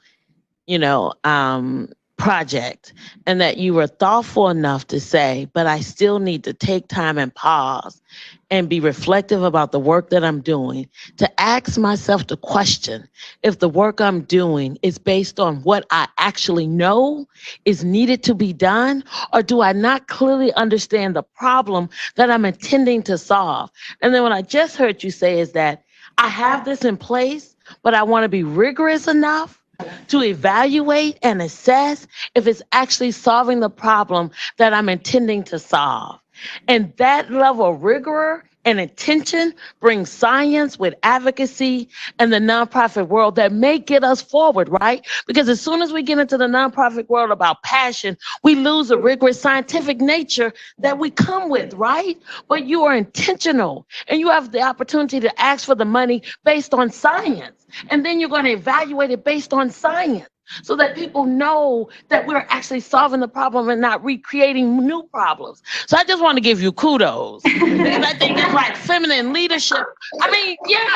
Because you could have just continued to do your thing to say 8,000, we're serving 8,000 people. People love those numbers. But you have said, we don't understand the problem the way we thought we understood it.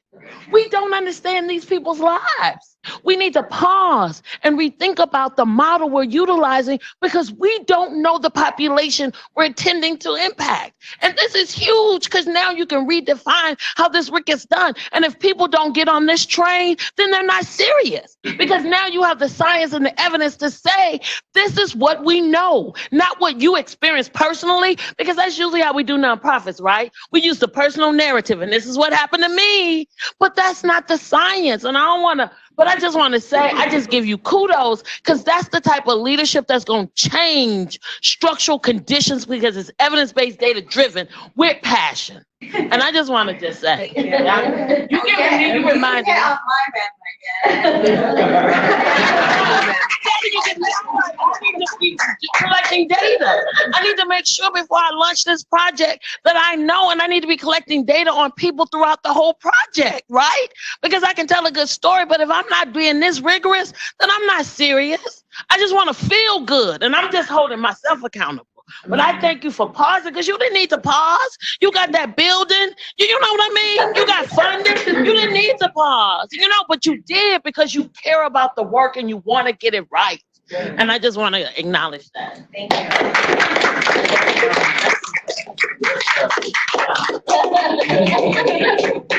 And I heard Rudy's question, Liz can do more. Where hopefully the conversation that we're about to go run to, we'll put our heads together and talk it through. But thank you so much, Natalia. And we're about to take let's see, 20-minute break before Helen's presentation. So everyone can run to the bathroom and chill and be back here at 11:30.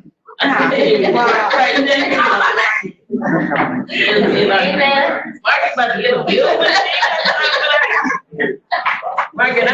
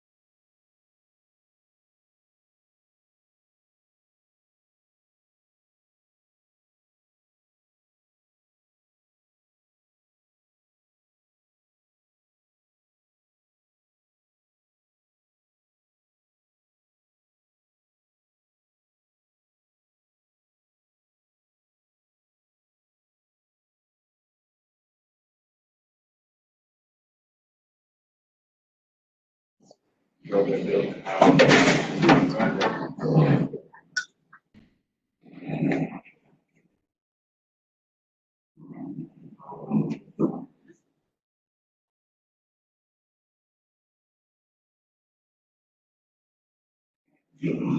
Great. Hi, everyone. I'm the last person before lunch. So I'm going to speak with you for 30 minutes. All right. So I'm Helen Leung. I'm from LA, and a little bit about. Sorry, hang on. I got it. I'm not sure.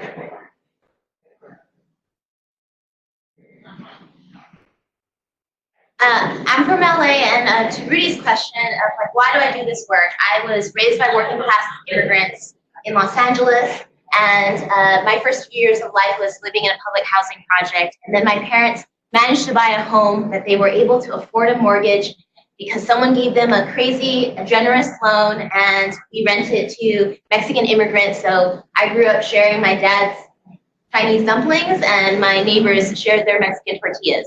So that's something that's so unique about Los Angeles, that diversity. The neighborhood I grew up in was a place where no one really wanted to live.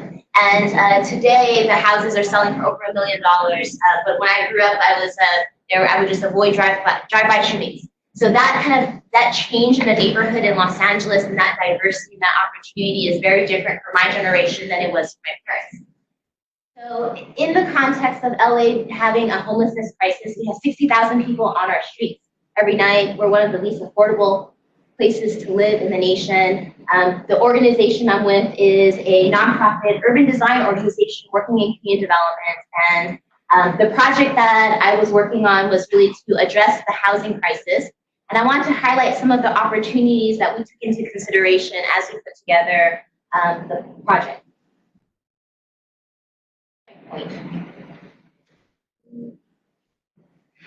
One of the opportunities that LA is known for its sprawl, it's known for its single family homes. And we have over 500,000 single family homes in Los Angeles. And what that means in context is that's 50% of the developable land. So in LA, in the city of LA, where we have a population of 4 million, yet we have housing that's unaffordable and so many people on our streets, we have to really reframe what density looks like. We have to reframe what housing access looks like.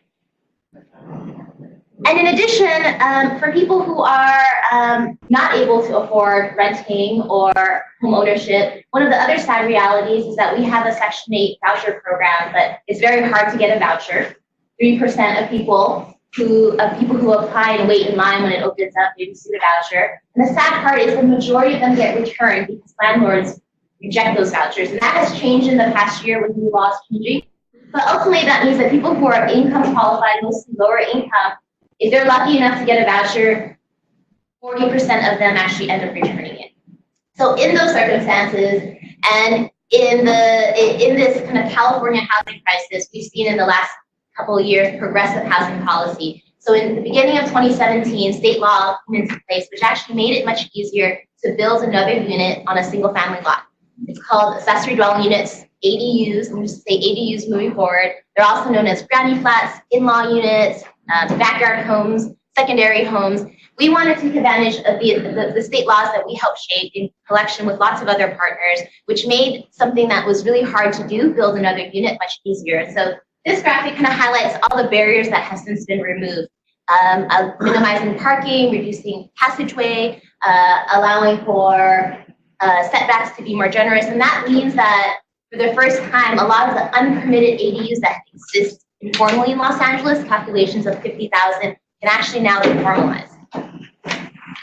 And we've seen that in our applications in the city of LA. You'll see that before state law changed, the applications for ADUs were just a couple hundred. And since this new law passed, it has spiked. And now, in last year in the city of LA, 20% of all building permits were for ADUs. But the majority of those ADUs are probably done by investors and flippers or homeowners who are middle income or high income that have the capacity to do that. So the project that we came up with was figuring out how can we actually make some of those ADUs affordably rented, and how can those ADUs actually be done by people who are lower to moderate income. We were informed by our experience working on several pilots with government partners. So with the city of LA, we designed and built an ADU that's Craftsman inspired in partnership with a whole bunch of partners just to test the rules, figure out what the barriers were. And this was done this summer. This was paid for by a middle-class homeowner who ended up wanting to be a guinea pig. So we learned so much about the barriers to construction, financing, what the city barriers were. So we took that experience and thought we need to do more of that. There has to be more than one single person getting an ADU and being able to democratize this so that more people can access.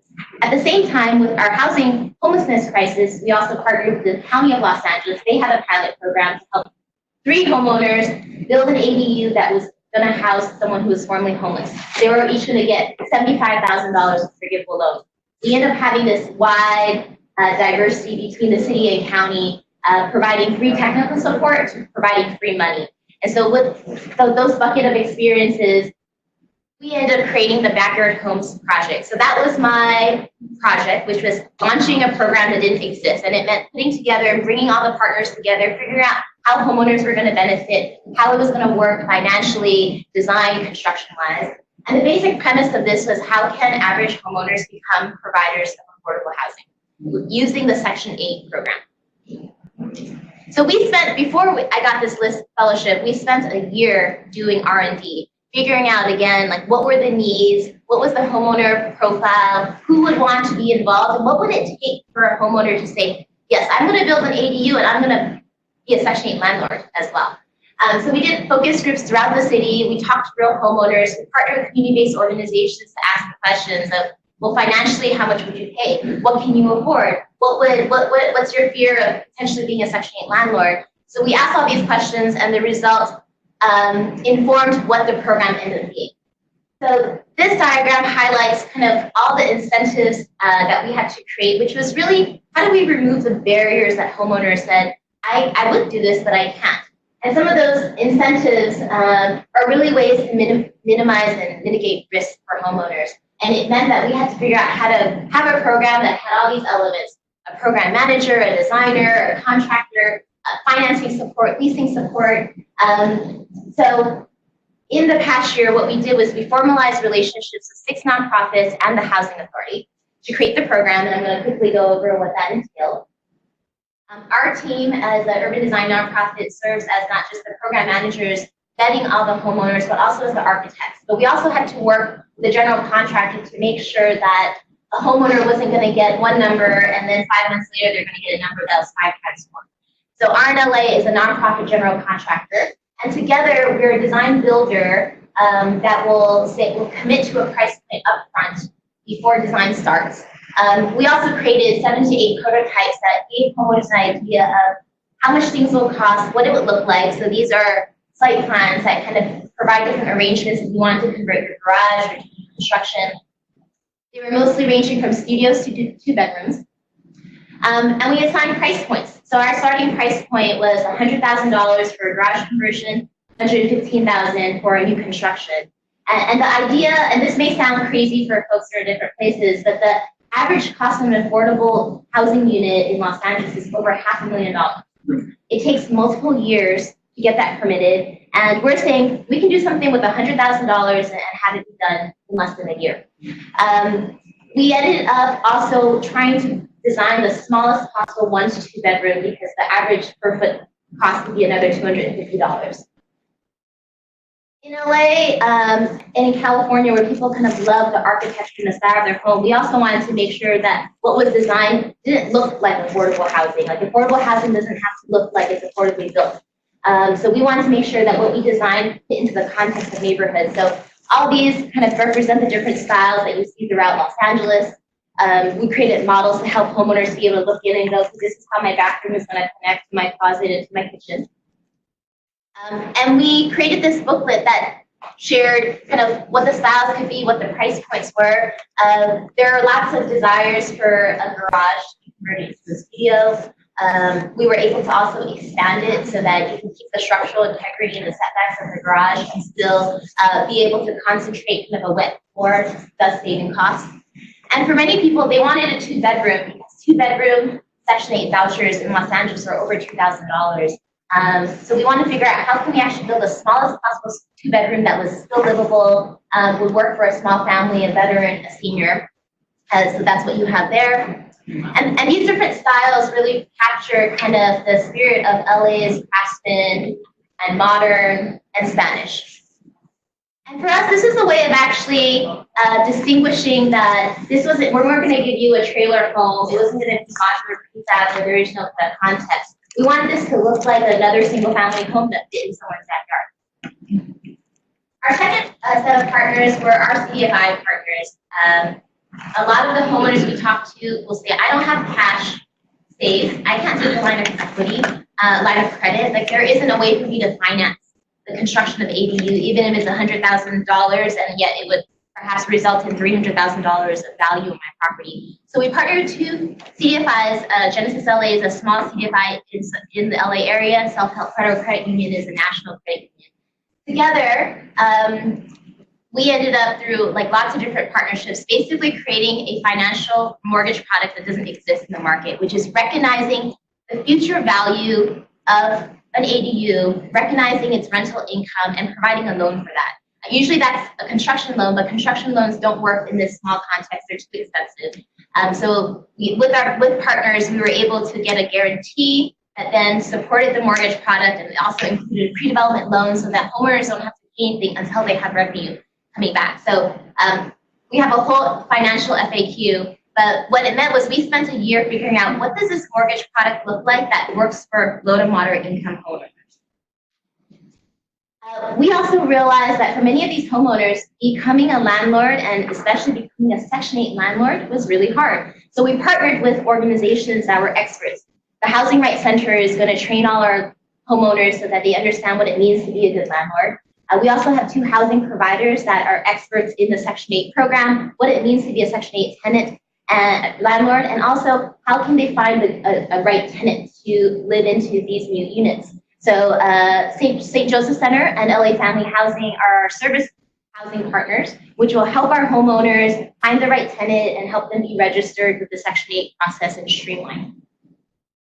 And our work wouldn't be possible without folks who supported us in the front end for our R&D. So we got support from the Wells Fargo Foundation, our local LA List office, that supported this idea when it was still in its infancy. And what it meant was that gave us legitimacy to actually spend what is necessary, which is like doing your homework to make sure you're not creating a program without it being informed on what the needs are. We also had a partnership with our housing authority. We're actually finalizing our memorandum of understanding, our MOU, because our housing authority, their role will be to help streamline the Section 8 registration process and also monitor the 5 years of being a Section 8 landlord. We could have done like a deed of trust or put some covenant on the land, but that would have been a further year-long creation of more legal documents. We're vetting homeowners up front to make sure that they're willing and they want and they're excited to be a Section 8 landlord. So at the beginning of this year, we did outreach throughout the city. We did lots of presentations at neighborhood community groups. We partnered with our 15 council districts. We reached over 1,000 people in person, and without kind of free money, we were able to get nearly 200 applications that we're currently vetting. And we're excited that our first homeowner is, we actually have 3 contracts signed, and we're hoping to be in construction for several in the new year. Our first one is a woman named Lahela who grew up in a home in South LA. Her mom bought the property. She now lives somewhere else, and she rents it as a Section 8 landlord, and she wants to convert her garage so she can have another Section 8 tenant. So these are stories. These are the people who want to participate in the program. Folks that may previously have been a Section 8 landlord, have experience with housing instability, and want to be able to share in their privilege and in their home ownership. But she wasn't going to be able to get financing on her own, and that's the story of lots of homeowners. They were able to buy the home, but in today's market, to be able to finance building and investing and being a developer is financially very hard. So hopefully in the next year, you guys will hear about several of these being completed and new tenants moving in. So to wrap up, some of the challenges that we faced was that we didn't realize that vetting nearly 200 homeowners would take a lot of time. Because we want to be sincere to make sure that we're not putting anyone in financial jeopardy, the property works, that we can commit to the price point. So something that we thought would take a month ends up taking 2 to 3 months, and we're still streamlining that process. We also learned that a mortgage product is, especially a new one, is complex and there's a lot of jargon. So we've created this like ever-growing financial FAQ, and we realized that we're going to have to continue evolving this mortgage product. And it's great that we have 2 CFI partners that jump on a call every week to figure out, okay, well, how do we deal with this debt-to-income ratio and loan-to-value and all these things that me as a non-financial person I had to learn in the past year. Third, we realized that there's lots of folks out there that are offering predatory products, whether it be financial or like a modular unit, and they're giving them a price point that's not sustainable or it's not fully inclusive. So when people see the $100,000 as a starting point, developers will say, how did you get that price point so low? But some homeowners will say, actually, but I got a flyer in my mailbox for like $30,000 all in, and that doesn't actually include the price of foundations or permits, having be hooked up to utilities. So that we've had to do some education and actually call out some groups that were predatory, where after folks have gone to them, they'll come back and say, can you help me? I paid $20,000 and now I'm screwed. So that's kind of the reality of having this housing policy in Los Angeles, which is unlocking, businesses that are not so thoughtful about how to invest and maximize value. And lastly, even though we have a timeline, for homeowners, this is a big decision to make. Like, are they going to refinance their existing mortgage? Are they going to make this investment? That could be their retirement plan. That could be something that they house their in-laws or their kids in the future. So we've had to be very patient and supportive as people are figuring out, well, let me just check if my other line of credit is even feasible. And that's been a great learning opportunity and a privilege for us to be a part of that journey. We've also learned that it's not necessary to like kind of have everything be perfectly publicized and formatted and designed for it to be ready to go. So everything we've done, we've iterated, and I think that's actually something that we've learned has been really helpful to take the lessons learned for 1 or 2 homeowners and redefine what the program is, shape it, and improve it. Or that also means that we're all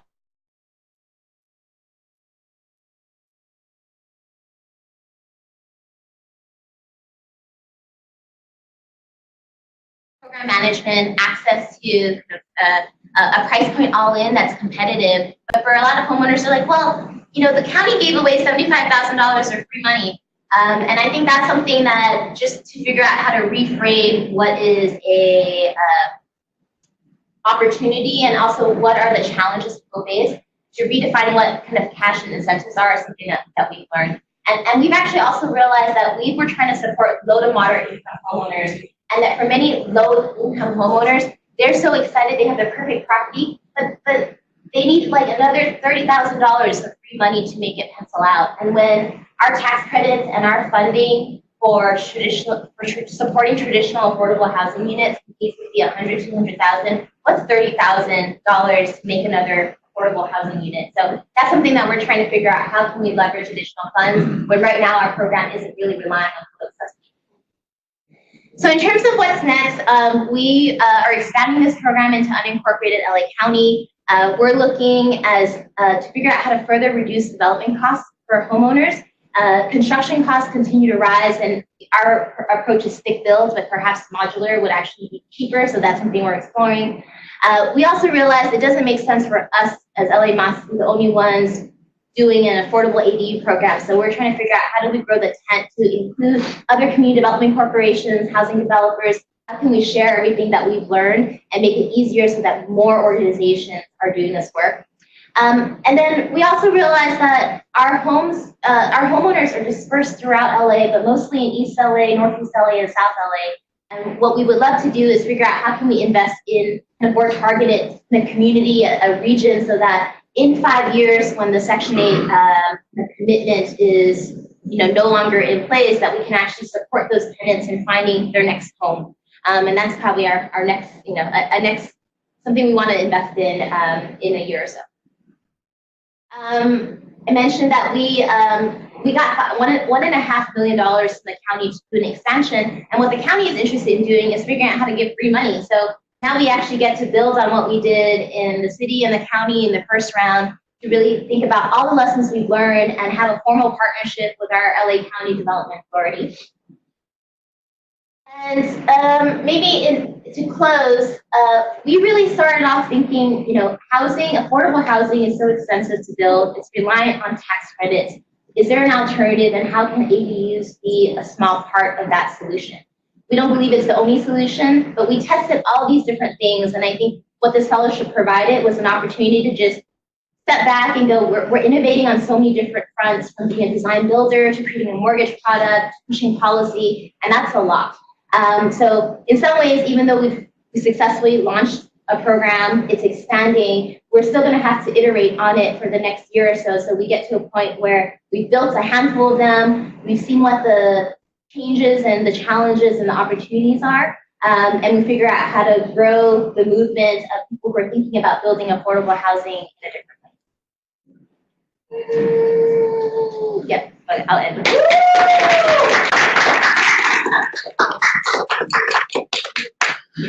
Eric. I got one.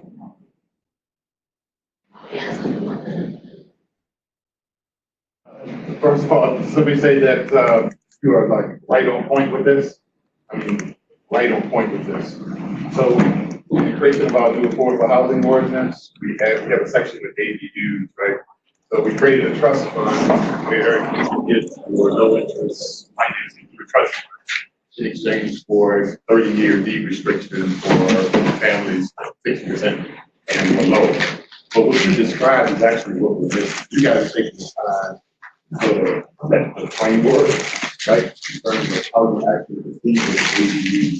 We haven't done that yet. So we have to figure out when we have to we get you the contract to put this piece together, because what we have is a real estate market that is so tight. There's no turnover. We have aging seniors that are trying to age in place. So we're trying to sort of preserve affordability for them. The massive development pipeline that we have in Bloomington, with a lot of development coming, finding that we're getting a lot of pull-ins from Section 8. So even with our capacity in terms of what we're building, we still don't have enough to try to capture the demand that's coming. I just want to say kudos for this, because there was a great article today out in Minneapolis Star Tribune that was actually talking about what you described. So I just want to say thank you for this. I'm going to reach out to you to talk to you more. Thank you.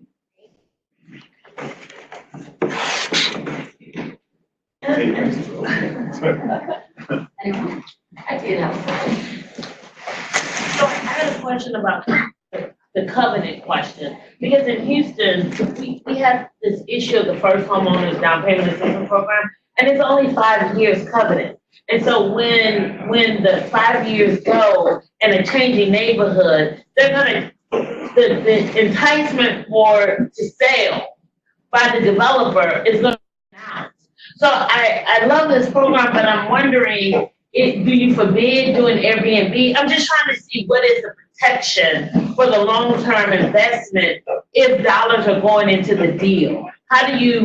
Is your commitment only 5 years? And is that enough? And that's just an investment deal. That's kind of like the opportunity zone, right? And so I'm a little concerned about being able to protect the asset and the investment in the property. And how do you do that? Your question is a great one. It's something that I got one more question, so sorry.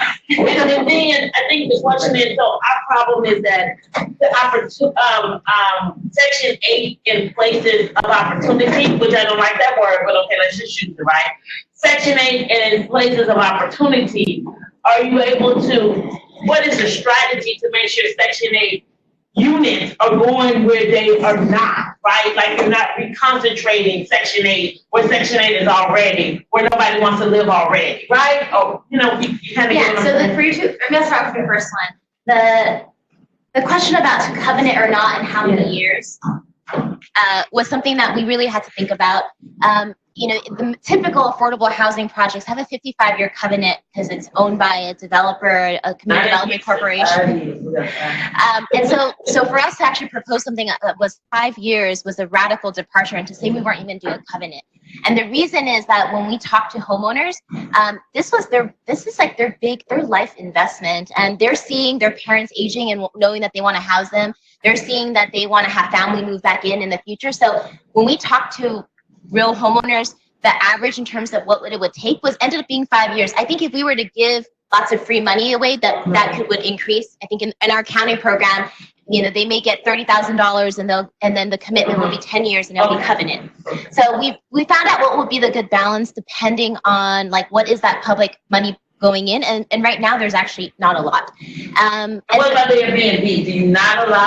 We have separate Airbnb ordinance that will actually prohibit Airbnbs in like rent stabilized units, and because we're requiring and in ADUs as well. Okay, so that was resolved. And then I think your second question, I forget. Remind me about putting more Section 8. Oh, expanding it. So in Section 8 landlords kind of they're self-selected. In some ways, they have to make sure that, you know, a $2,000 voucher for 2 bedrooms is more compelling than perhaps the market of 4,000. Right. So in some ways, it doesn't pencil out in certain neighborhoods where like Section 8 is just not financially compelling. But what we've seen is that all the places where homeowners are saying, yes, sign me up, build me an ADU, and I will cap the income that I get, it is still actually below market. So it really is homeowners that are low to moderate income who feel passionate about being able to invest in their own property, earn income and build equity for themselves, but then also because they feel passionate about providing an affordable unit that's rented to a family, a veteran, or a senior. So those are the people that have signed up. And so in some ways, because we crafted our program to be about providing a solution to the affordable housing crisis that we have, the homeowners that sign up in some ways are self-selected. And for those who are saying, well, how do I get out of my 5-year commitment? Then we know we don't want to work with them anyhow. Thank you. Anyone else? Awesome. Very exciting. Very exciting.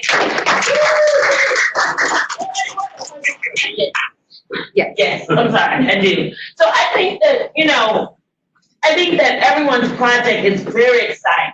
And I'm wondering if one of the steps or next steps with the fellowship is that Liz could contract out the fellows to come and share their work in other cities, right? I know Tom is already doing that, but I think this can really be grown because I think even if we're indirectly dealing with housing, or domestic violence, so I would like to think about an iteration of the fellowship is that these individuals then become possible consultants to cities and organizations based on the LIST network. Because I really don't want to bombard everybody, but I think that's an awesome point. I want to make sure like the fellowship stays as flexible as possible based on everyone's different projects, but I love the idea of that. And I think we should talk about it more over lunch with Maurice. Okay. Yeah. I mean, of course, people are interested in doing consulting work. Yeah, no, I think that's a really interesting idea to explore. I'd love to talk about that over the next hour. So with that, I think the incoming fellows, we're all going to head downstairs for lunch. The outgoing group will stay up here, eat lunch, and continue the presentations, but we'll take a little break for everyone who's online. Thanks, everyone. Isn't it funny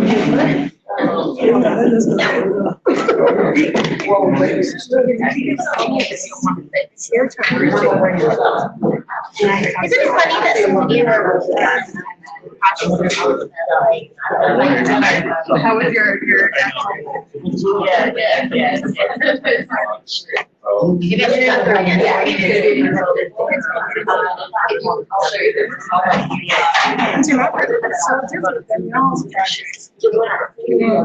I know I was But it ties in.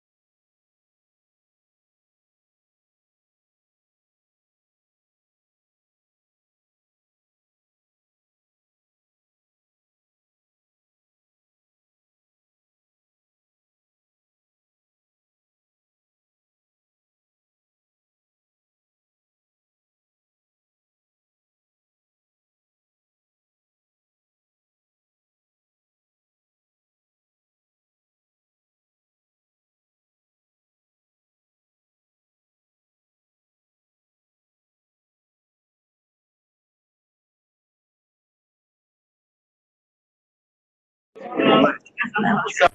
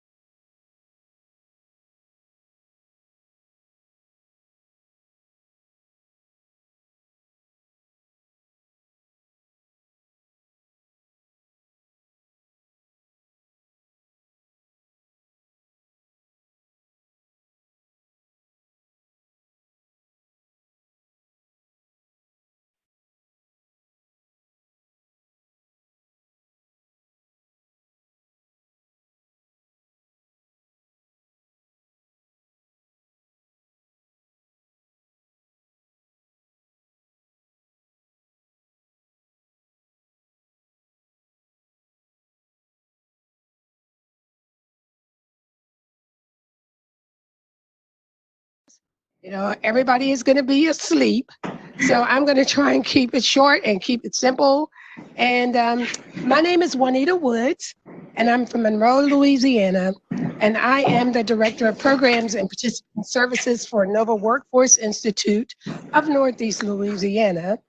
And I am also the chair of the Monroe City Council. So this is such a cool marriage, you know, being on the council and working for Nova, because it gives us a lot of great opportunities, you know, in dealing with employers. So let me just talk for a minute. Did it change? Oh, okay. No, it didn't change. Oh, there it is. Oh, there's a picture of me. Okay, so basically I just told you about me. Okay, I don't know, I'm doing something. Okay, there I am. So let me just give you a little bit of background about what I do. Nova is a job intermediary. So for the most part, what we do is we identify the workforce needs of employers, and we connect that with training institutions, and we connect that, all of that together with individuals that are in our community that's got a high school diploma, GED, or the HISET. Our primary areas of focus: customer service, healthcare, construction trades, and manufacturing.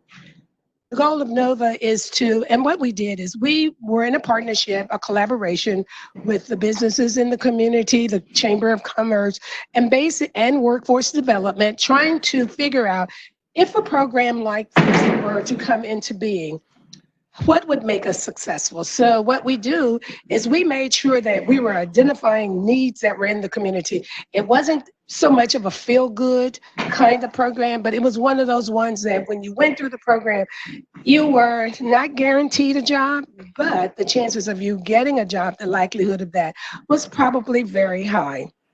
And so that's what we were most interested in.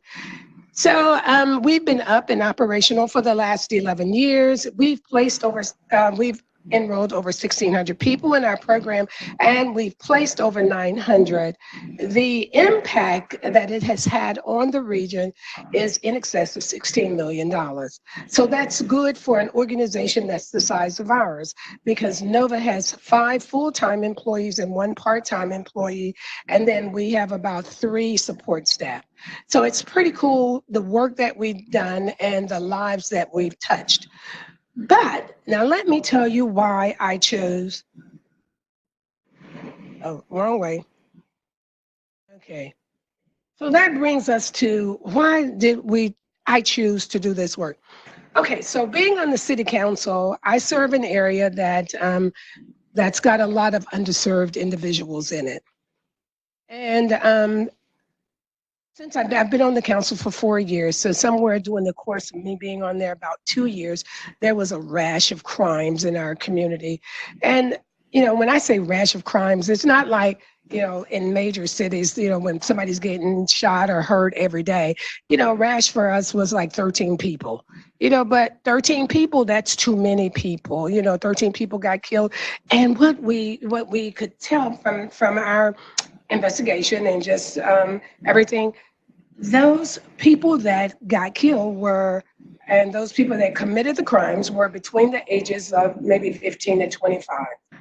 You know, so what we had was a population of people that were, for the most part, just left out, falling through the cracks. Because we know that there are a lot of programs that deal with elementary school age kids. There are a lot of programs that deal with people when they're over, you know, maybe 25, you know, but there was nothing that was really dealing with individuals that were between this nice age of 15 to 21. And, you know, and for the most part, people don't really want to have anything to do with them because, you know, they're kind of to a point where, bless you, you know, kind of to a point where, you know, they're in between. They don't really know what to do with themselves. You know, the hormones are running rapid. You know, you're not an adult. You're not a child. You're just right there somewhere in the middle. So you find yourself with, you know, sometimes with nothing to do, and you have a tendency to get yourself into trouble. So basically, this program was designed to address those people. And then so you've got to get people interested in wanting to be a part of. So what the Rubinger Fellowship did for us is that it allowed us to provide an incentive in the form of a stipend where everybody wants to get paid. And so it was one of those things that, it was easy for us because, it's like, all right, so we thought. So, but I'm going to change slides on this. I don't know which way you go to the left. There it is. I'm going, that's wrong. All right. All right, I'm gonna get this down before I'm done. So again, now these are just some of the kids that are in the program. We've just recently got a tilt studio in our community, and this has been the starlight of their little lives, to be able to do something like this. And, and we thank Liz for it. Okay, thank you. We thank Liz for it because what it did is it gave us an opportunity to pay them for service while they were learning job skills and while they were learning social skills, and while they were being mentored, and that's the part I forgot to tell you. So let's talk about it right here. So this program was really designed to pair these individuals with individuals in the community that were entrepreneurs in their own right and that were doing good. We wanted them to see that there are other alternatives. We wanted them to know that all money is not good money and fast money comes with consequences. That's what we wanted them to know. And so that's why this program turned out to be so good, because we paired them with people that they could identify with. And we got their input on what it was they wanted to do. Okay, I went back the wrong way. Okay, so, all right, that's what happened. So, okay, so this was kind of interesting. So we talked about, did we meet our, the goals? Were the goals met? Absolutely, they were met. The goal itself stayed constant. Okay, that's what you got to know. But the path that we took to get there was not the original path that we had planned, but we, because we had some obstacles, but it was okay. We worked right around it because that's what comes with flexibility. We weren't etched in stone. We didn't have to do it this way. But the goal, we wanted to achieve the goal. So, we took this creative approach in doing it. So the initial plan was, one of our major partners with NOVA is that we work with the Monroe Housing Authority. The Monroe Housing Authority has about 6 properties around the city. And it's one of those ones where, I think probably about 40% of the residences that live in this housing development are under the age of 18. So we got a lot of children out there that are in these developments. So we wanted to, and because we're already in a partnership with them, we thought it would just be real easy to go in there and talk to them about, okay, so we got this great program and we want to pick out we want you to help us identify some teens that are between the age of 16 and 21, and we want to take them through this program. We're going to help mold them into being good, upright, outstanding citizens. Well, great idea. We thought that would be easy. Well, they had so many projects going on themselves until it's like, So then what happened is that we had to physically go in there ourselves and we had to find these kids. Well, it worked for me because what did I do? I worked with NOVA already, and a lot of the people that that's got the children are the ones that are already my clients. So that in itself was an easy fix. I would not go the right way for anything. Okay, so we talk about some of the challenges that we had. Okay, so we got in there, and so now we're dealing with these young people, already they want to do this fast money thing. So they're saying, okay, well, I don't know that this is really going to be for me. I'm saying, hey, come on, let's sit down, let's talk about it, because we had to do an assessment on them. We wanted to know, okay, so what is it that you're really wanting to do in life? What is it? How do we help? And so it's like, well, they couldn't do a lot of the things that they really wanted to do. And I have to give the city of Monroe credit. The city of Monroe does a lot of great things, but, funding is slim. And so we have to look for ways to minimize the money that the city is spending. So small fees are charged on like going to the swimming pool. going to some of the programs that are at the school, at the rec centers. And we have about 7 rec centers around there. So we've got the facilities, but to go to the pool, you got to pay $1, And so, but when you have nothing, sometimes $1 is paramount. And what I try to do as a city council person, I try to sponsor at least 100 children in my district so that they can just go to the pool. I just put it out there and say, whoever comes, just let them go in free on me. We thought that transportation was going to be a problem, but transportation didn't prove to be such a problem for us. The problem was trying to get these kids interested in wanting to participate. But okay, so we overcame that, and this is we use all kind of cool little incentives. We take them to eat once a week, and we'd always go to a different restaurant that they hadn't gone to. But before you could just eat, you had to do work. So that was, eat, yes, work too, yeah. So what we have already then, that's, I don't know why I can't get this right. Okay, so explain the final project. The final project for us, it was a pivotal experience for us. Being able to make the difference in a person having and not having a little bit of money, being able to make them have a sense of self-worth, being able to help them to be a contributor to their family.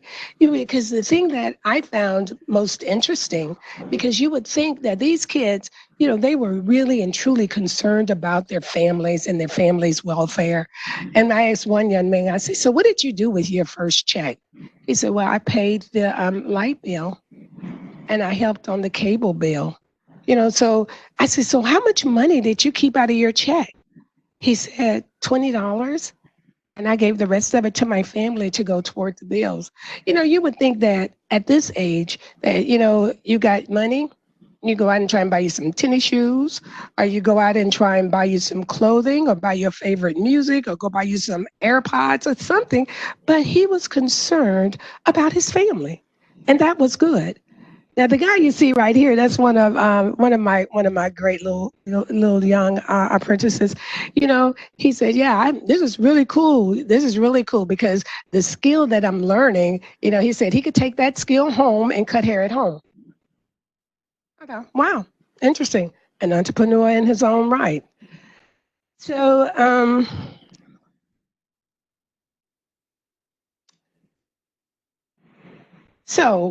do I think that this had a major impact on our community? I'm going to say absolutely.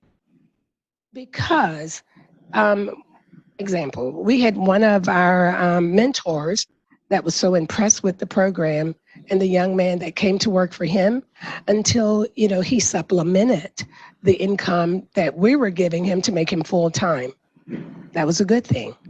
So that just put a little, and then the supplemental part that he was giving, he was paying it at the rate that he would pay an incoming person that was already working for him. So this child went from making $9 an hour to making 12, so he had so many hours that were paid by us, and then the remaining of the hours were paid by the employer at a higher rate. Okay, acceptance into the community, it was overwhelming. We were so excited. We were just accepted with open arms. Now, we did have a couple little obstacles because, again, we were working in construction. We were working, I think we had a paint contractor. Well, so when business slowed down for them, well, then it slowed down for the apprentices. But because we wanted to stay consistent, because we know that consistency is good, because we wanted to stay consistent, what we did is we actually took them and put them, they lived again in the housing development. We put them on a work detail with the maintenance crew. So now, you're going to get out there and you're going to pick up trash. You're going to keep it clean around your neighborhood. Okay, again, that gave them a sense of belonging, and next time before you throw that piece of paper on the ground, maybe you'll think about it and look for a trash receptacle. So that in itself was a learning and a teaching and a coachable moment for them.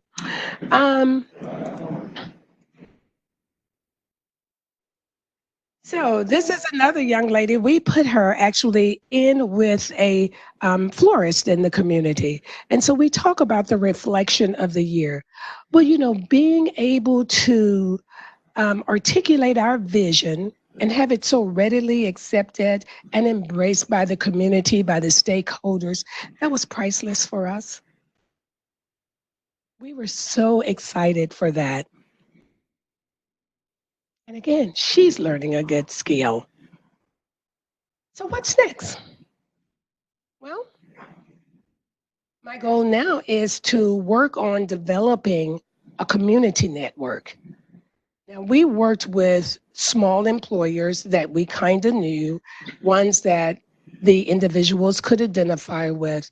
Now we're planning to move it to a larger scale, to talk to those employers who have larger payrolls, more stability, and get them involved, because we all live in our community and we want to make sure that it's safe for all that's there.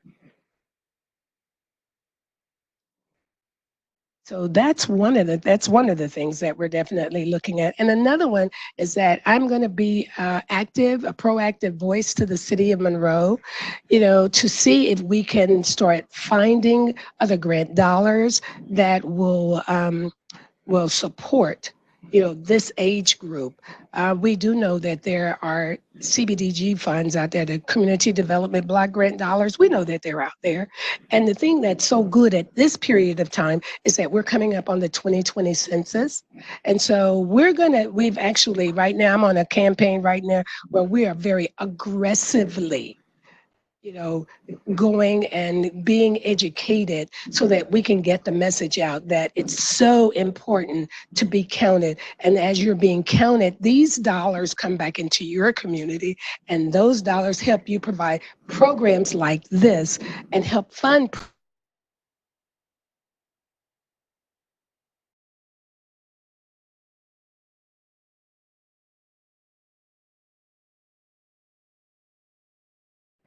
So let's look at the apprentices. We're going to talk to them, look and see what they've been doing over the last year. This young man here is Centavian. And Centavian was the one that actually went to work for the individual that had the paint contracting company. So we'll see what they're doing a year later. Okay, so Akelia. Okay, so, and bear in mind that when we got these young people, they were all in a, let me say, for lack of a better word, just kind of like, just disgruntled, just kind of like in their own little personal funk. It was like they were mad at the world. No one was their friend. And this provided, it's amazing what a little bit of money and giving you some self-actualization and giving you some self-worth can do for you. So, everybody got re-enrolled in high school for the most part. So now she's in her senior year, and we noticed that there are, noticeable improvements with her grades and with her attendance. She's actually preparing to take the ACT. Once upon a time, even though she's in her senior year, we'll take it. Yeah, take the ACT. Yeah, but it was something that I'm not doing that. But now it's like, that's the conversation that we've started to have. She's moved, she has a child. So she's actually moved to Lake Providence, which is another one of those areas that I service. And she's with her father, and then she's got a support group over there that's really helping her. And so that's a good thing. So Marquise is working for the contractor, and he's the same one. He's the one that was doing such a great job that the contractor is supplementing his income. That's Marquise. So Marquise is, he's working on his high set. So he still has the math part that he's got to do and get done, but he's doing such an outstanding job that his employer did supplement. And the employer is saying that once this is over, I'm going to move him to my payroll. He wants to become a welder, but before he can pursue that career, we have to get him with his high school diploma. We're working with him to get there.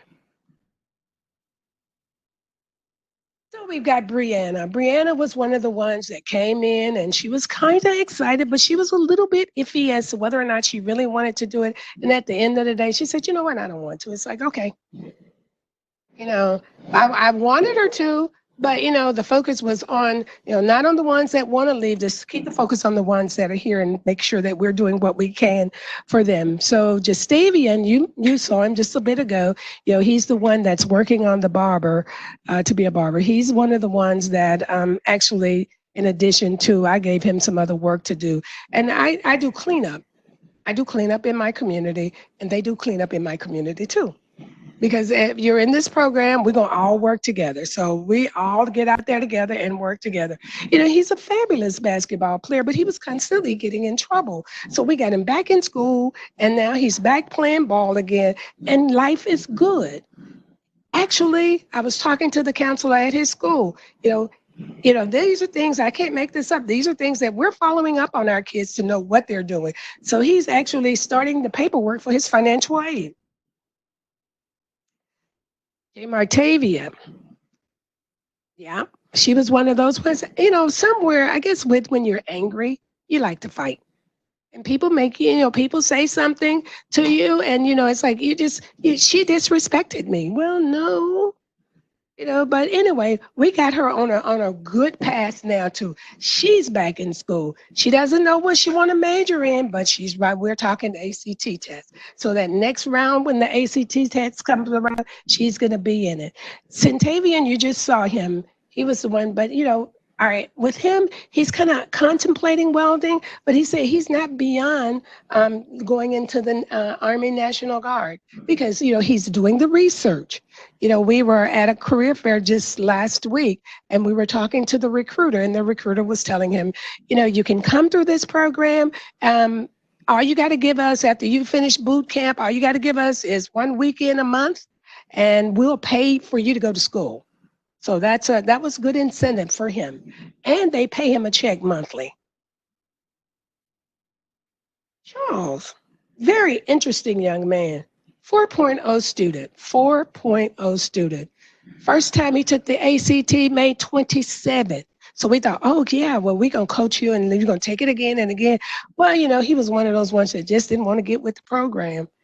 Got in a situation and he's incarcerated. It breaks my heart. Because that's a waste. Okay, Keithan. Keithan doesn't like school. He doesn't like it one bit. So the challenge with him is that we have to, you know, continuously watch and monitor him to make sure that he's doing what he's supposed to do. I probably call him a couple times a week. Did you go to school today? Or I'll just call out to the school to see if he's there. You know, but what he really, really, really wants to do, he wants to do culinary work. You know, and so his assignment was with a restaurant. And he loves it. So what we're doing now is trying to find the funding to help him go to culinary school.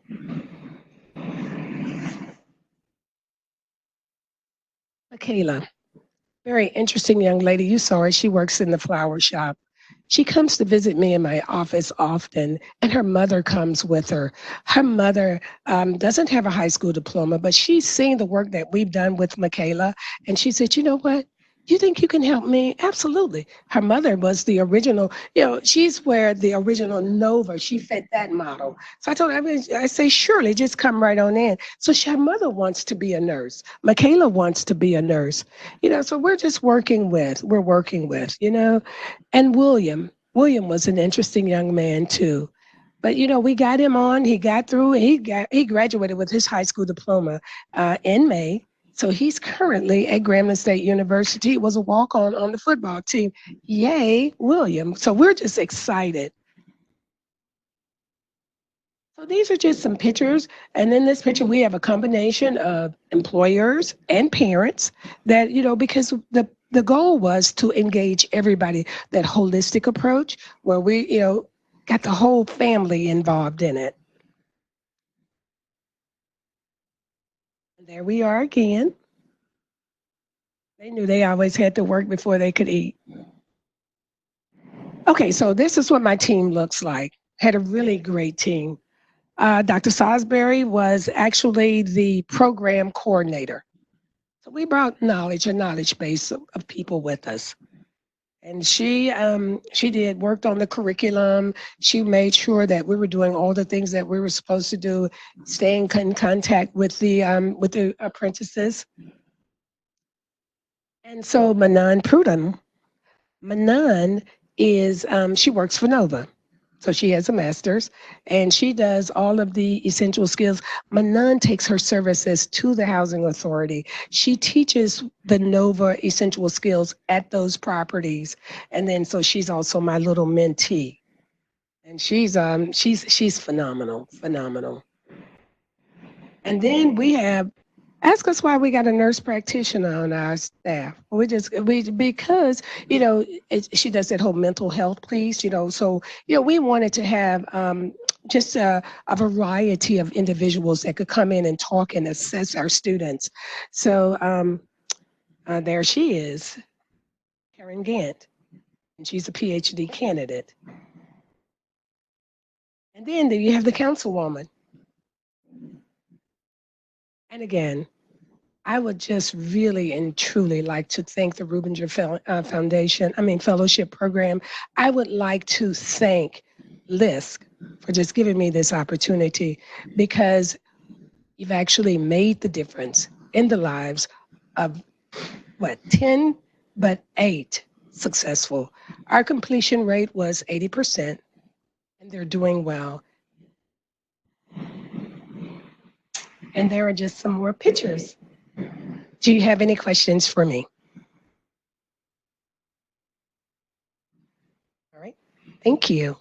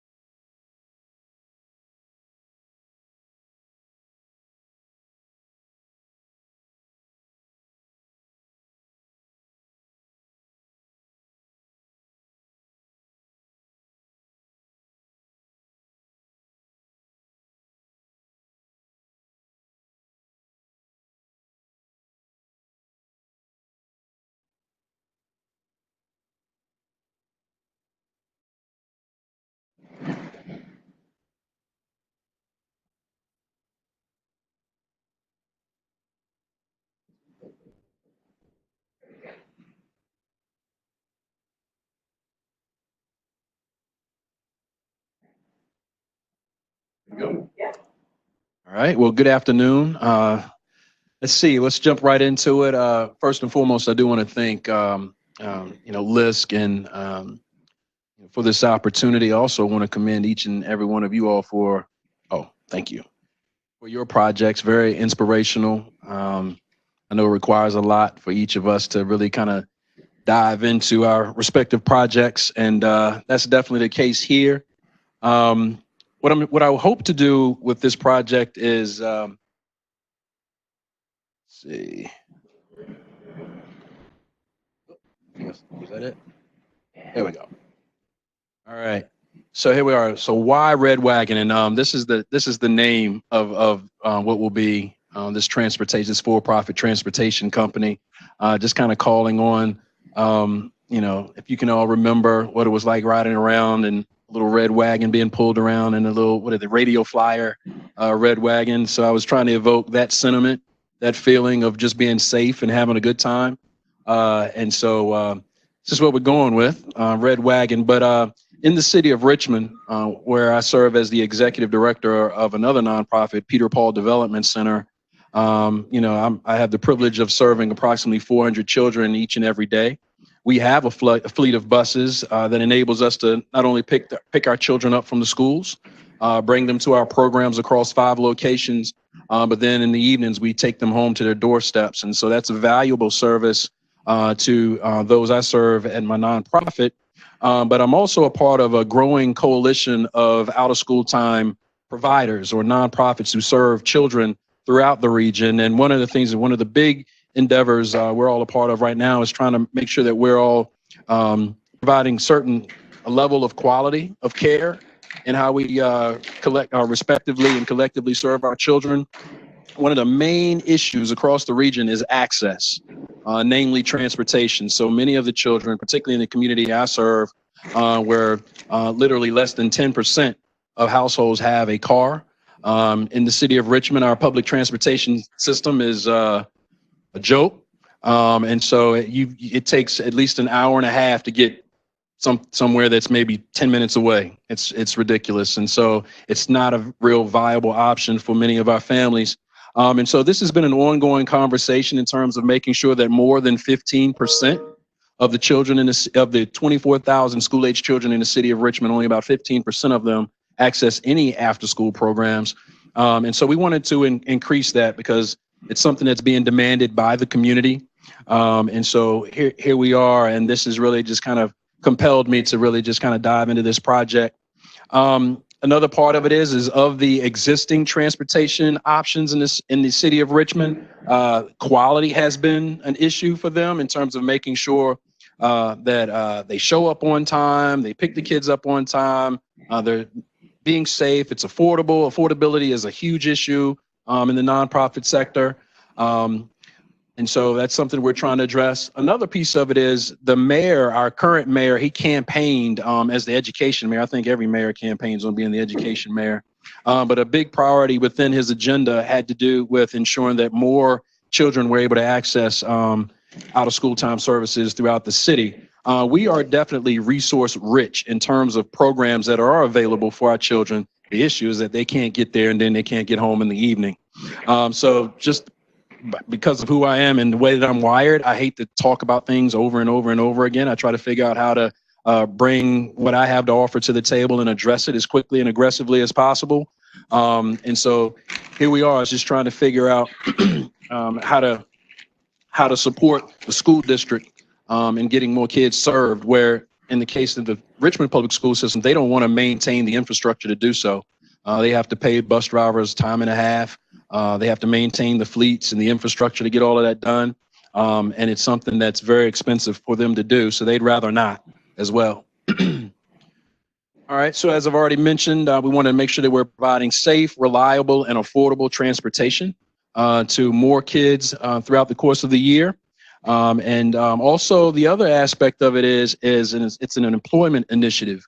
Many of the families. So for instance, in my community, a family of four, the average annual income for a family of four in the community I serve is less than $9,000 a year.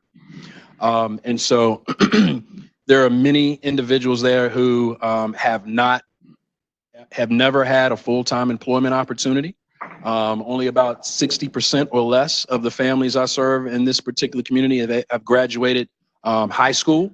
Only 4% of the adults in the community have had any college experience. And so this is somewhat of an underemployed, unemployable type of community. But I don't see it as such. I know that there are way more talented people, and maybe they've made some missteps in the past and are dealing with the consequences of that. There are also systems and structures of poverty that are keeping them in place as well, if I'm being totally honest. And so one of the things that's so great about Peter Paul and the agency that I serve and as the executive director is that we can bend and mold and flex and do things in ways that maybe many organizations can't do. And that's really paying dividends for our families and our children. And so what I wanted to create is a level of an opportunity to employ people and think outside of the box in terms of what employability can mean within the community.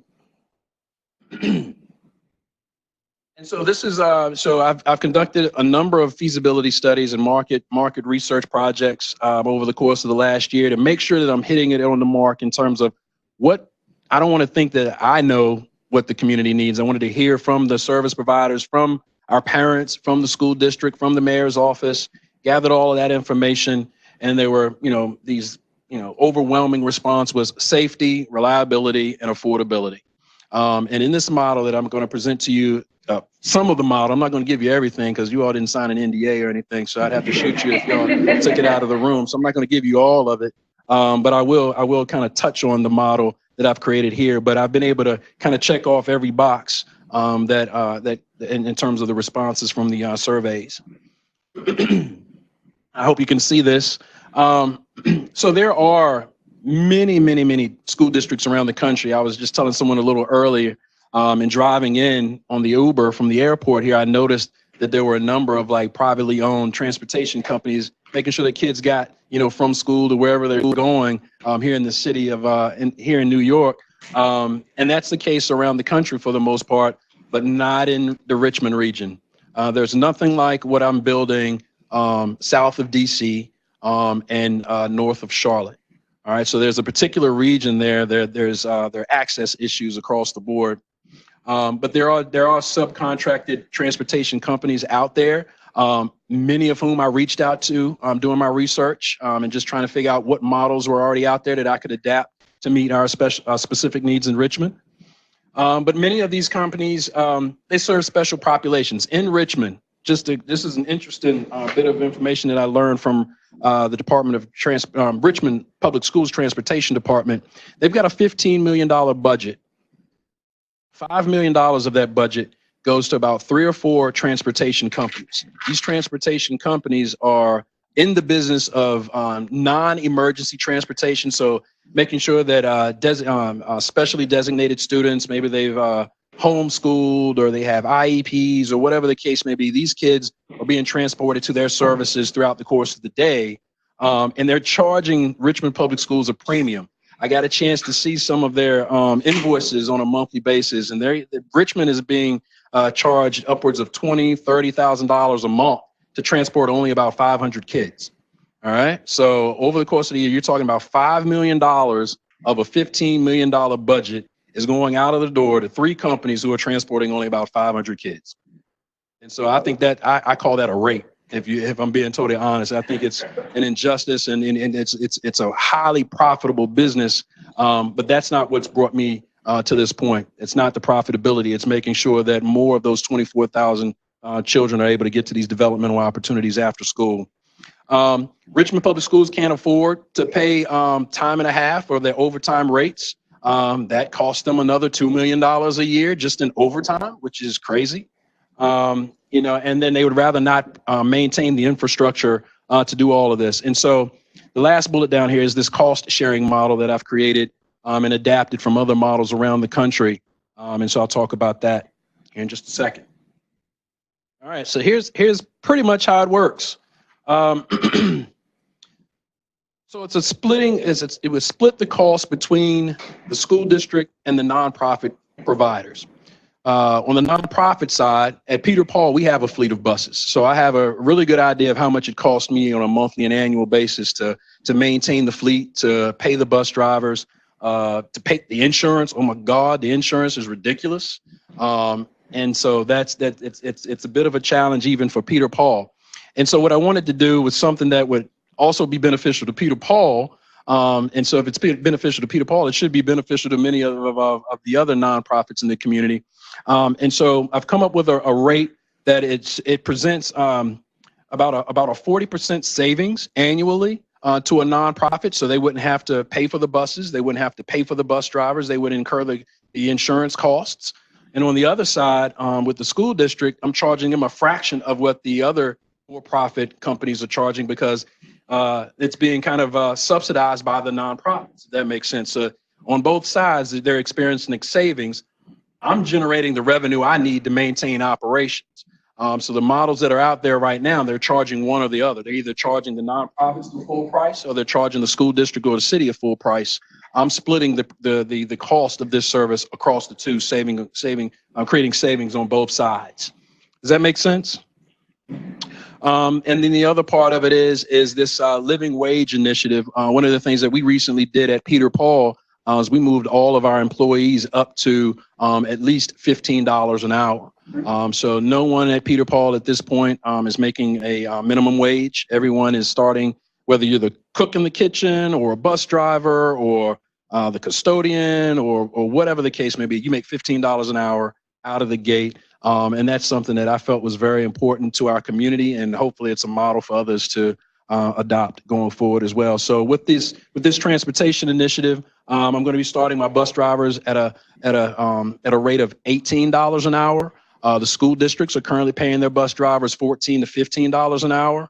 And then it's time and a half. So they're upwards of $25, $26 an hour to transport kids after they've done their regular runs at the end of the school day. So just starting there. And then the other piece of it is this owner operator model. So building in some sort of an incentive process whereby they can assume greater responsibility for providing quality care of services, but also there's an ownership stake in the bus itself. So for instance, if Tom were to drive one of the buses in the East End, he's responsible for helping with the marketing and promoting of the buses, keeping the buses full, making sure that the kids are taken care of, and providing quality services in that way. That piece is something that I'm still working on, the model for that, but it's something that I feel is just very important and that I really want to keep on the table. All right, so as I've determined, and I've already presented to Richmond Public Schools, a savings of about $1.5 million annually.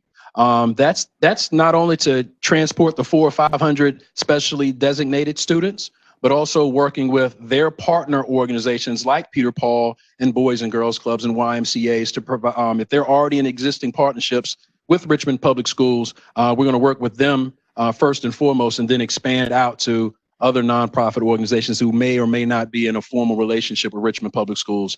Most of the partners operate on site at the school locations. And so it's essentially just making sure that they have a way home. But then there are some place-based organizations where we'll pick them up from the school, take them to the location, and then home in the evening as well. And so, the results of all of the surveying that I've done over the last year have all been favorable. When I tested the pricing with the nonprofit network, I surveyed over 200 nonprofits presenting the pricing structure to them. And it was an overwhelming response. Several of them were like, well, when you're ready to go, I'm your first one. I need 2 buses. I need 3 buses, whatever the case may be. And so I'm really excited about what this could mean for the region. Starting specifically in Richmond, but I've also had conversations with surrounding counties as well. The model looks a little different there, where I'd be working directly with parents. And I've even tested models and pricing for that, and upwards of paying, most of the parents and their responses didn't even balk at paying $100 a week to make sure that their kids could be picked up from school, taken to soccer practice or whatever, and they pick from soccer practice and taken home. Many of those moms, those stay-at-home moms in particular, didn't balk at that idea at all. And many of them even responded by saying, I'd love to be one of your drivers. So that's something that's really exciting too. Oh, and the other part of it is the routing system, which is the expense. I've been saving quite a bit of my money from LISC to purchase the routing system that I'll need to run this whole operation. So that's kind of like it's still in my back pocket.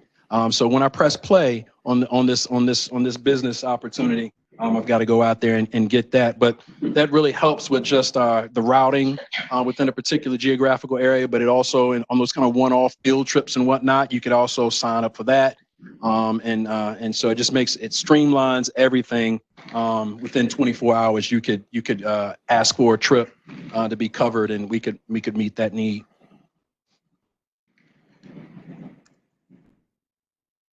Something about getting halfway through them, it just stops all of a sudden. Did I do it? Where am I at? Okay, here we go. All right, so some of the challenges and opportunities as I've learned throughout this process is that there's definitely a great need for this. Parents really want this. It's expensive for Richmond Public Schools to manage this on their own, and they don't want to. They'd rather just have someone else do this. The affordability piece, being able to create a price point that is affordable for nonprofits and also creates a savings for the school district is something that was really exciting. Proof of concept. Now, there isn't something like this currently available for the region to look at and kind of build a level of confidence. But I've been in the nonprofit sector in the city of Richmond for over 20 years. And so I have wonderful relationships across not only the nonprofit sector, but across the city, whether it's with the school board or school district, as well as the funding community. And so, you know, I've been testing this with them, and they're all really excited about what this could mean as well, and would love to support it in some fashion. So I'm hoping that won't be as big of an issue.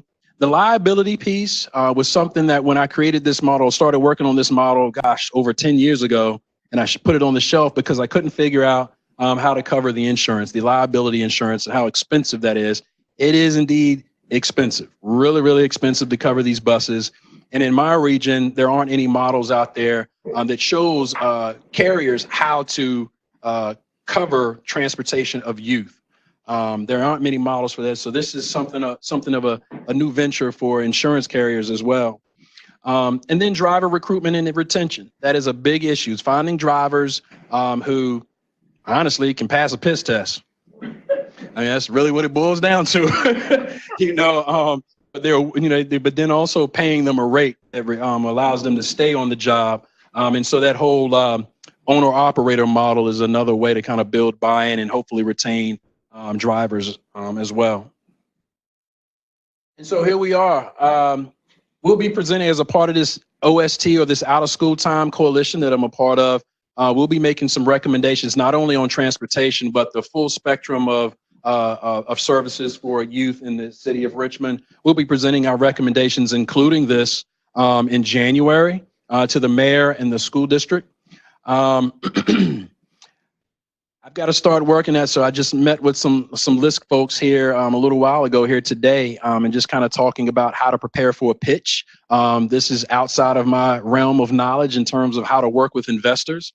I know how to ask for money in the nonprofit, on the nonprofit side, but working directly with investors and whatnot in that way is something that's totally different. So I've got to build my muscles as far as that's concerned, and hopefully working with LISC and our local LISC to kind of prepare me for that.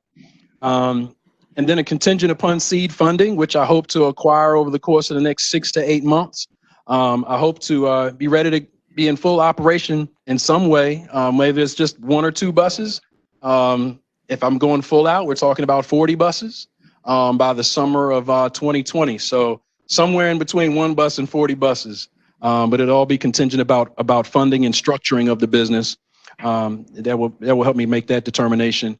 And then this is the hardest part. So I've been at Peter Paul for about 8 years. I love what I do. What brought me there to Peter Paul was the challenge that it presented. Peter Paul at the time was $1.3 million in debt. They were getting ready to close the doors. And against conventional wisdom, I signed on. You know, I accepted the position of executive director. And I'm proud to say that, you know, we're debt free. We have an endowment now that we just started within the last couple of years. And we've even got some reserves, some operating reserves. I say all that to say, what really motivates me is the challenge and the just really the opportunity to meet a need or address a need. That's what brought me to Peter Paul. That's what's created this transportation company initiative. And so I've got to come to a conclusion pretty quickly. I hope to be able to stay at Peter Paul and then staff the transportation company so they can kind of be running in the background. I don't know how that will work out. So I'm trying to prepare my head and my heart for the fact that I may have to leave Peter Paul in order to focus on this, because I'm truly invested in this transportation company. Didn't see that coming a year ago when I started my research. But here we are. It's something that I feel is a wonderful opportunity for myself, for my family, but also for the community. And I've got to figure out a way to honor that. And I don't know if I can do that with 1 foot in Peter Paul and 1 foot in transportation. So I've got to come to grips with that.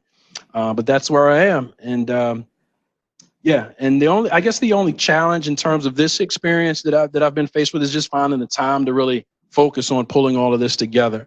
And then also working with the school district in terms of their timelines. They move very, very slow. I'm very, very aggressive. And so waiting for them to meet again and then have another meeting and let's talk about this and backing up and all this is really kind of slowed me down. And so that's why we're just where we are at this point, but I'm ready to go. My deliverable was to research and design this model, not to actually launch it, but I'm ready to launch it. And so the next step will be trying to figure out how to finance it. And I think that was my last slide. Yep, that's it. If you had buses, 40 buses. You had 40 buses. How many kids of the 24,000 would you be servicing? So, all right, so with those 40 buses, that's just to meet the existing, oh yeah, sorry. That's just, those 40 buses would just be to meet the existing need. So right now, Richmond Public Schools keeps on the road approximately 40 buses just to service that 14%. My model for expansion is an additional 1,000 students per year. And that's across a number of organizations. So yeah, that's just to meet the immediate need of the existing need. Mm-hmm. Any other? Yep. Were you thinking, so the current company that has that lion's share for 5 million, would you be taking over their work, and how does that politics stuff work? The politics. All right. So yes, yes, I would. That would definitely be what I would propose to the school district, is to say, you know, we can meet that existing need and making sure those specially designated students get to where they need to be. In addition to working in the out of school time space, and we won't charge you that premium that they would charge. The school district is prepared to make that transition. I actually serve on a transportation coalition, so I sit around the table with some of those providers, and I've been transparent about what I'm working on with them. Do they like it? No.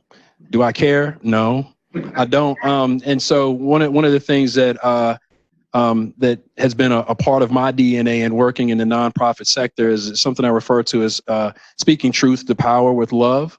And just being very open and honest about my intentions and how I hope to serve the students in different ways and new and innovative ways is something that I've shared not only with the mayor's office, the school district, but those providers, and letting them know that this is that what they're doing is wrong. It's totally wrong, and the only reason that Richmond Public Schools is in partnership or has agreements with them is because they don't have any other viable options. And I'm here to present a viable option.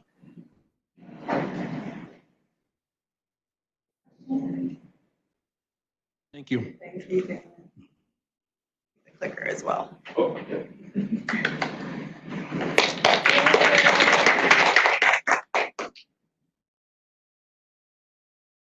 Your timing is 11:22. Yes. You have 8 more minutes left. I got 8 more minutes.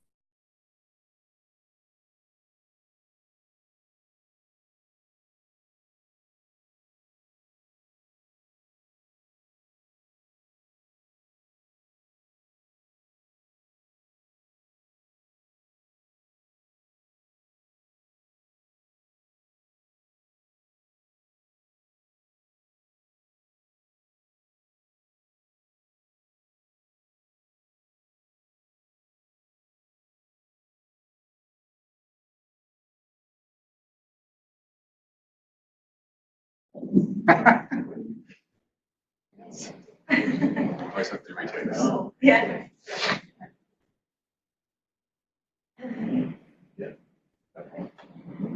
Cool. Okay, so a little bit about this project that I was working on. Oh yeah, my name's Tom Wyatt. I work for Kettering University in Flint, Michigan, and I'm a 2018-2019 Rubinger Fellow. And my project is around cross-sector partnerships between anchor institutions and community partners at all levels. And how I kind of got to this was that I was seeing a lot of local projects in the Flint and Genesee County area that had varying degrees of success. So you had a lot of community development corporation projects that would bring people together, but they were funded with different funding sources that were very temporal. And some of them haven't been able to be sustained, and some of them have been able to be sustained. And then there were other organizations or programs that were happening to kind of bring the community and make impacts in the neighborhoods that were not successful, and there was maybe certain levels of kind of abuse or misuse of funds. So we have high levels of mistrust in the community that's only grown with other things like the Flint water crisis.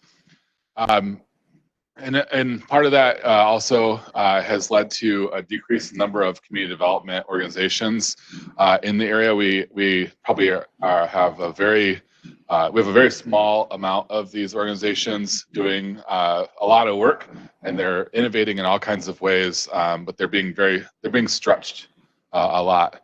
And then over the last couple of years, I've been able to work with 2 different cross-sector partnerships, and both of them were Obama administration era programs. One was the Building Neighborhood Capacity Program, which LISC was a part of, and the other one is the Burden Criminal Justice Innovation Grant, or now it's called Innovations in Community-Based Crime Reduction. So both very mouthfuls of programs. And one program was focused in the northern area of Flint in a very large geography, and I saw some good things there, and I saw some challenges based on the way that it was structured in the size of the area that they were able to focus in.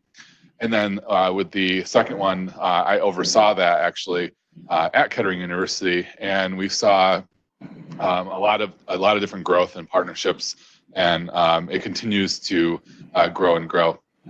And so we see with the success of this most recent one in the University Avenue corridor in Flint, there's a lot of interest in how other neighborhood groups can come together, how they can work with institutions in healthcare or education or other types of institutions and anchor partners in the community, and have some level of partnership similar to what we have in the University Avenue corridor.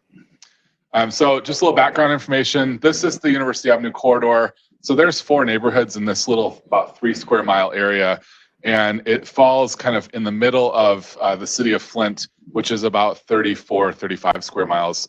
And we're kind of a unique area in Flint because we've got 5 neighborhoods, 3 hospitals, 2 universities. We've got the mental health. We've got K through 12, pre-K. We've got where we have a ton of different places like parks and historic districts and memorials. So we have a high concentration of a lot of things that don't necessarily exist at that level, or some of those things are absent in other parts of the city.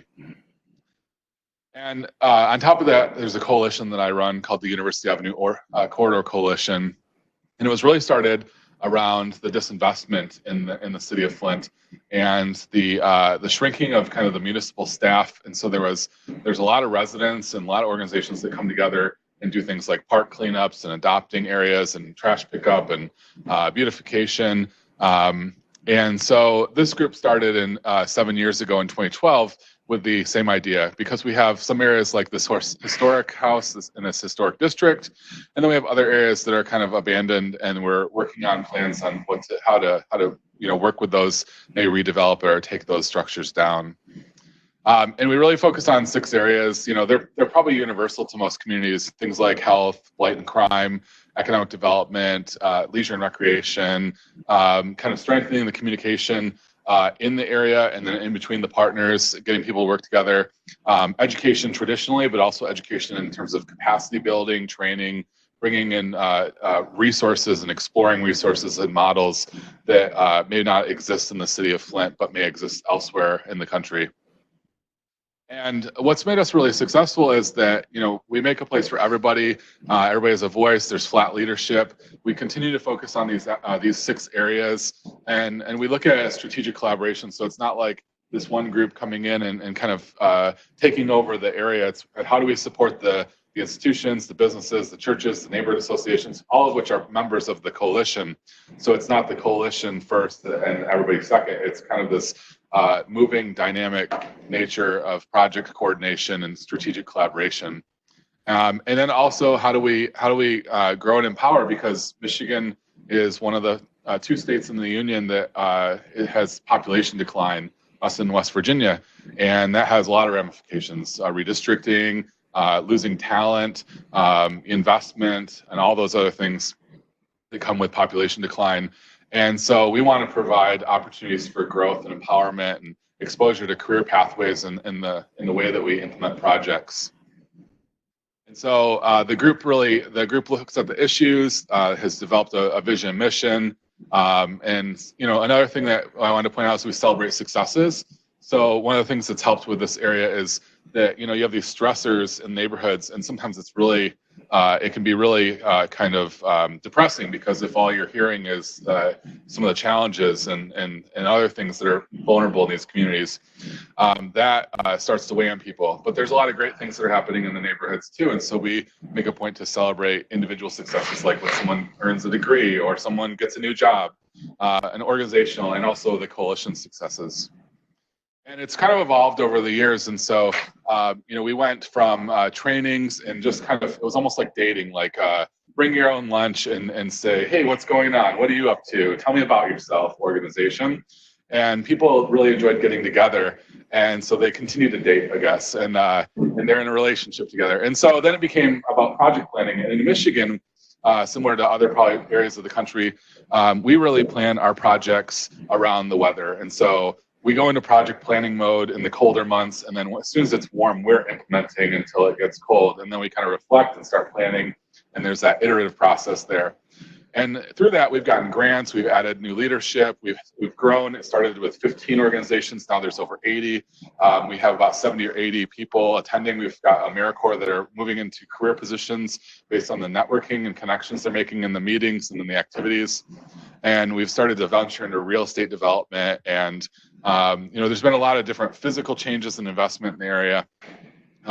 And some of it's rooted in this kind of philosophy we have of stabilization and revitalization, where we said, you can't just you expect these things to happen. You have to kind of cultivate the area before you can produce a yield.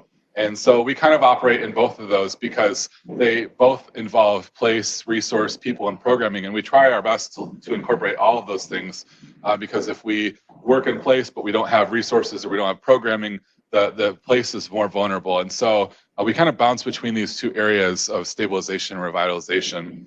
And we also think of it as an investment. And so we started out doing a lot of safety initiatives. And I started thinking, well, is it really a win if we say that at the end of the day it's more safe than it is, but there's still crime? Or is it a win that we can say there's empowerment and social cohesion and growth and all these other things along with lower crime? And so we've really ramped up our organizational structure, where we have this kind of feedback loop system between committees and all the organizations that are part of the group's work, and all the different ways that people can participate. And it resulted in really good things, like 78% reduction in poor, substandard, or blighted properties. Participation went up 150%, 50 million in investment in this area. This is over about a 4-year period. 49% decrease in assaults, 53% decrease in robberies, 78% decrease in burglary, and 55% decrease in vandalism. So all this kind of brought to bear what's next, and that was really where my program and my idea came in to be. And that was that there's all this, now that it's kind of become a more attractive and safe and vibrant space, investors get interested. And how do you plan for that, and how do you get the anchors to kind of think of a next level in terms of how they work together and invest, so that the community as a whole continues to shape what the community looks like, versus somebody who sees an opportunity to make $1 and they may put something in there that may have benefit, but it may not fit the context of the neighborhood. And so we really want to work on that. So my project was really, do research, conduct interviews, and analyze these cross-sector partnerships across the country, and look at creating a resource for that people can use. And then work with neighborhoods in Flint and communities that are interested in strengthening these cross-sector partnerships or building them. So I started out with interviews and the research and analysis, and I talked to about 20 different cities and organizations that were working in the area. And where I kind of left off is with the assisting neighborhood groups, and so that's the next thing that I'm going to be working on there. Some of the questions that I asked some of the organizations were, what was your catalyst? When you talk to people in the community, what are the highlights or wins that you talk about? Has there been an evolution? So how did you kind of phase or sequence what you're doing? What kind of activities are you doing? Are there outside constraints, like is there state policy or other things that are hindering you? If you didn't exist, what would the area look like? What other kinds of opportunities, like maybe your organizations don't have something that there's a gap for. So what are you seeing that you would love to see, in terms of filling that gap? Some of the challenges and changes that occurred with my project was that, when I shifted it, my employer was really excited that I got this fellowship, and I had originally thought about doing this on the side because I wasn't sure if they wanted me to do this for my day job. And they said, yes, we do. So I shifted there. That caused a little bit of a delay. I wanted to kind of write this as a book, like if you've ever been to like Home Depot or you've seen those manuals that they're not huge books, but they're kind of like how-to or inspirational things. And I pretty much, after I was interviewing people, I started to realize that the amount of like legal and other things that I would encounter if I was trying to put something together like that. So I switched to more of a case study resource how-to, which I found is a lot more helpful because people are able to kind of look at like context-specific examples and really just pull from those. And my findings relative to the types of anchors, had more applicable, had more implications locally. And so with originally I wasn't even really thinking about the University Avenue Corridor Coalition and maybe an evolution or another organization popping up to support development and other things. It was really about the question that I would get when I would be in other neighborhoods. And it's like, hey, how can you help us? And at the time I was limited in how I could assist other neighborhoods because of funding. And so it's really kind of shifted to become both. Like how can we evolve the work that's happening in the University Avenue Corridor, but also other community neighborhoods.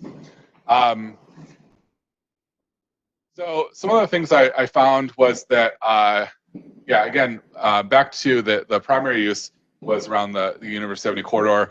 Also, nearly all the sites began for the same reasons. So there wasn't really anything unique that I found. It was areas, so there were communities like Pittsburgh, Philadelphia, Cleveland, Cincinnati, Columbus, Baton Rouge, St. Louis, Detroit, I'm going to miss a few others, Atlanta, and so on. And a lot of these areas we're seeing disinvestment or crime or blight, infrastructure issues or structural changes within the city and their capacity to manage the city. And so that's how they came together, was to help shore up the efforts of the city and to be a good partner. And a lot of them move through the same phases. Some of them are at different places, but they all started in planning. They all had some varying degree of implementation, whether it was housing development or whether it was kind of community services like law enforcement and maintenance crews and business improvement efforts. And then a number of them who have existed for a while are kind of shifting out of implementation into maintenance because they've been able to successfully strengthen the private market sector. And so now they're able to kind of do property maintenance or kind of help kind of steward things and be supportive, but don't have to be as directly involved. Some of the sites merged. So you had community development corporations that merged. You had you have groups that work within each other that are regionally focused. And some, were formed from dissolution of other groups. I already mentioned this about public space and maintenance. A mix of services, including affordable housing, seem to have a really big effect on strengthening the neighborhood. Some of the communities I was the most interested in were the ones that started with affordable housing and then had private market rate housing. And when I asked them questions about things like gentrification or tensions among the community, one of the things they said was, well, because the affordable housing was there first, the people that are buying into the market rate housing know that they're kind of entering into a mixed income community. And so there are no real tensions like there would be when it's a disinvested, lower income neighborhood and the private market's coming in and basically transforming it into a high value place to live. Some sites expanded their boundaries or added additional service areas. So they basically perfected their model or got it to where it was a well-running machine. and then expanded outside of their boundaries because they were seeing that those areas also had the ability to impact the work they were doing in their central area. One of the ones I liked was that I think it was Indianapolis. They said that we bootstrap weak market neighborhoods with strong market neighborhoods, so that both experience different levels of revitalization, but it helped to ease the tensions, whether it was socioeconomic or racial or something else, because then it didn't become as the strong market neighborhood became stronger, they started to blame problems on the weak market neighborhood because the weak neighborhood was becoming better as well. And they just had different strategies to ensure that people could still remain in those neighborhoods as the values went up and the conditions improved. So one example that I want to share, this is in Detroit in Midtown, and their partners are Henry Ford Health System, Wayne State, Detroit Medical Center, and the College for Creative Studies. And they have over 150 different members that pay dues. So they've been around for a while. They're a merger of two different organizations. They merged in 2011, so now they have 20 staff and a budget of $3 million that comes from philanthropic organizations, the institutions that are the anchor partners, membership fees, administrative fees, and general contributions. And they do things like district planning, public space maintenance and beautification. They do traditional community development, real estate development. They market it. So if you're looking for a property in the area, they help kind of match make, or they give you, they have packets, here's all the different financing sources, or here's who you should talk to in this community if you're looking to do X. They also do special events. And so they do a number of different things. They've done renovations of old houses and turned them into inns. They've done greenways. They plant 55,000 flowers a year. They participate in city cleanups. They do Noel Night, which is the cultural center's open house and carol sing. But they also have small business improvement programs. And I did a SWOT analysis as well of all the organizations. So just to point out a few, one of the strengths of this is large anchor institutions, but also the growth, the fact that the growth kind of is residential and commercial and amenity has helped strengthen the area, and not just one of those, because that kind of creates an area where you have to travel out to eat or to live or whatever is missing from that area. They are experiencing some weaknesses. They're really kind of attractive to people who don't have children. Once people are having children, they have very few options. There's a couple like charter schools in the city, and the environment is not it's not unfamily friendly, but it's just not yet really fully tailored to families. So there's parks, but there's not like a lot of parks with kids stuff. And so that's some of the stuff that they're thinking about. Detroit's a really popular place, and so there's an opportunity to keep going. But some of the threats is that the cost of housing in the area is rising. So, it used to be that you could buy kind of a brownstone for maybe less than $100,000, and now, part of a brownstone is $1.2 or $1.5 million. And so there's that. Detroit's still really fragile. We have basically we have like one billionaire and a couple other ventures that are really driving a lot of the work downtown, which is adjacent to this area. But the neighborhoods as a whole are still very fragile. And so when there is another recession or economic downturn, a lot of these projects that are in the pipeline might be at risk, similar to the Great Recession. Some of the highlights and successes. So they have 98% rental occupancy. Their population has gone up 20% since 2014. They have 1.1 billion in the project pipeline, 720 million in projects under construction. Crime went down 55%. They're up to an 85 walk score. They have invested $4.2 million in a Live Midtown incentive for anchors to provide incentives for their employees to live there. They also have part of that to preserve affordability. So those that, as the cost of living goes up, they have assistance for a number of households so that ensure that they're not, forced to leave. But they've also done infrastructure projects like greenways. The lighting was converted to LED. I was down there a couple weeks ago, and they've really done a lot of road diet changes and protected bike lanes, and it's a completely different environment every time I go down there. So local impact, again, using this to think about what's next for either the University Avenue Corridor Coalition or a new entity that would work parallel to that on redevelopment. Thinking about how to or sequencing for the future of the corridor. So that's one of the things that I've been talking to staff at LISC about is some of the kind of more technical nuances of getting something like that started. There's a community development working group that involves the philanthropic sector and CDCs and CDFIs and a number of other organizations that are involved. And they're working on things like housing finance repair gap and other problems that we are addressing, that we're struggling with in the city. But also thinking about how this might impact the longer range planning of the city's master plan as well. So kind of thinking back about this year, it's been very timely as there's been a lot of activity in the University Avenue Corridor Coalition. Also, Flint is coming out of a pretty dark and we had a longer recession, I think, with the Great Recession, and there are still a lot of challenges, but Flint is showing signs of recovery, and so I think this is timely in that case. Thinking about the role of community development and this type of work with anchors, given the stretch capacity of our limited number of community development partners, looking for additional cross-sector partner connections is another thing that I'm thinking about.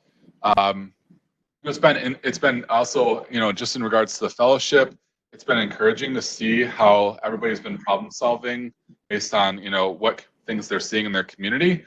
And so it's been encouraging just to kind of feed off your energy and enthusiasm and innovation and take that back and also share what you're working on back home. And so the fellowship as a whole has been really beneficial to me. I don't think I probably would have worked on this project as intensely. It might have been get to it.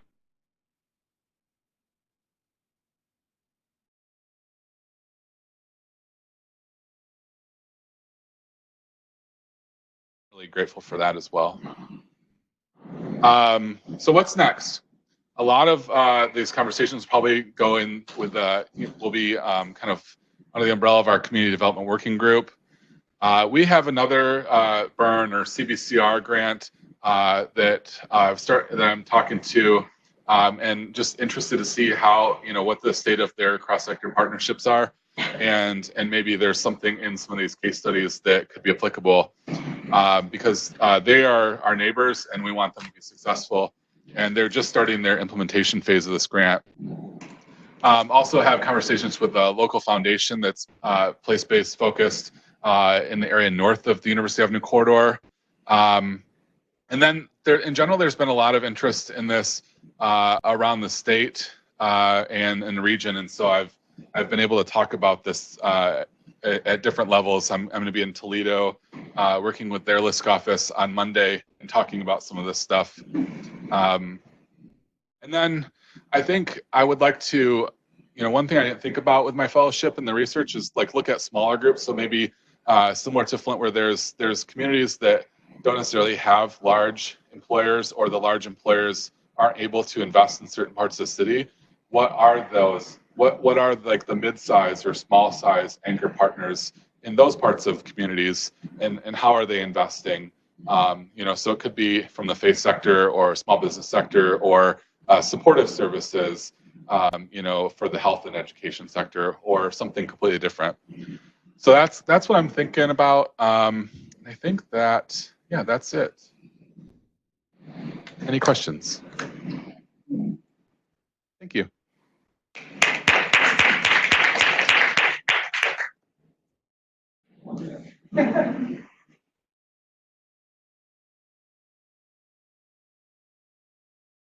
I had a question. Sure. Hi, everybody. Carrie from First Year Fellows. Glad to be here. Maggie told me about your guys' presentation, so I wanted to come by. Cool. I remember when you and I talked a few months ago. We're recording. Okay. Yes, so Tom, I remember when you and I talked several months ago, you talked to me about distrust, and you mentioned it in your presentation as well. So I'm curious as to how you navigated that in the community through this project, how that was resolved. Is it still an issue? You know, like what's coming next in terms of like bridging those gaps in the community? Yeah, you know, I've really only started to kind of think about that. I think it's about for our anchors, it's about finding like where they really want to make an impact, because I think it's going to involve like an increase in investment, and then kind of seeing like where everything fits in between there as well. So yeah, I don't know. Does that answer your question? Did you say trust?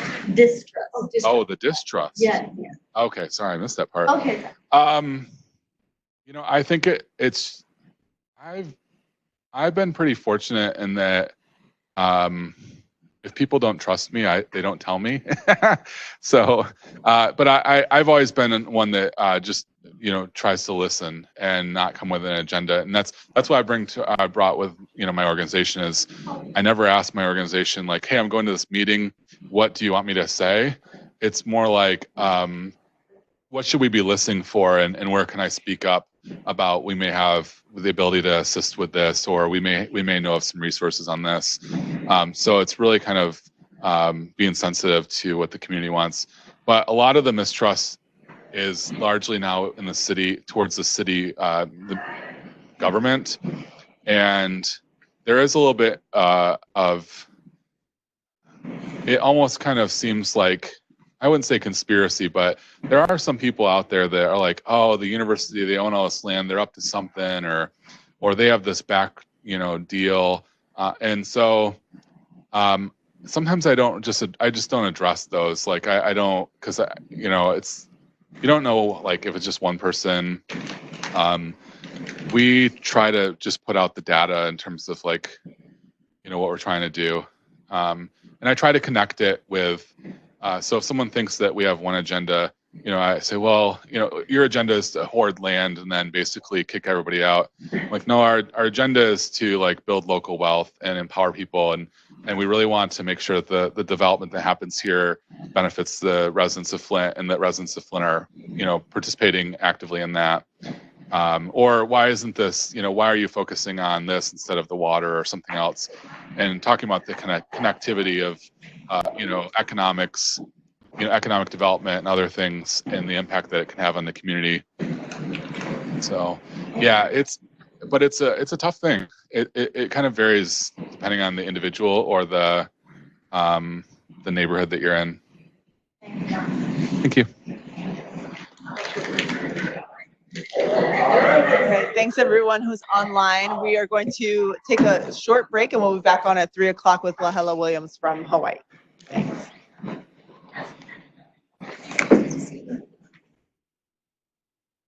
Yeah, let us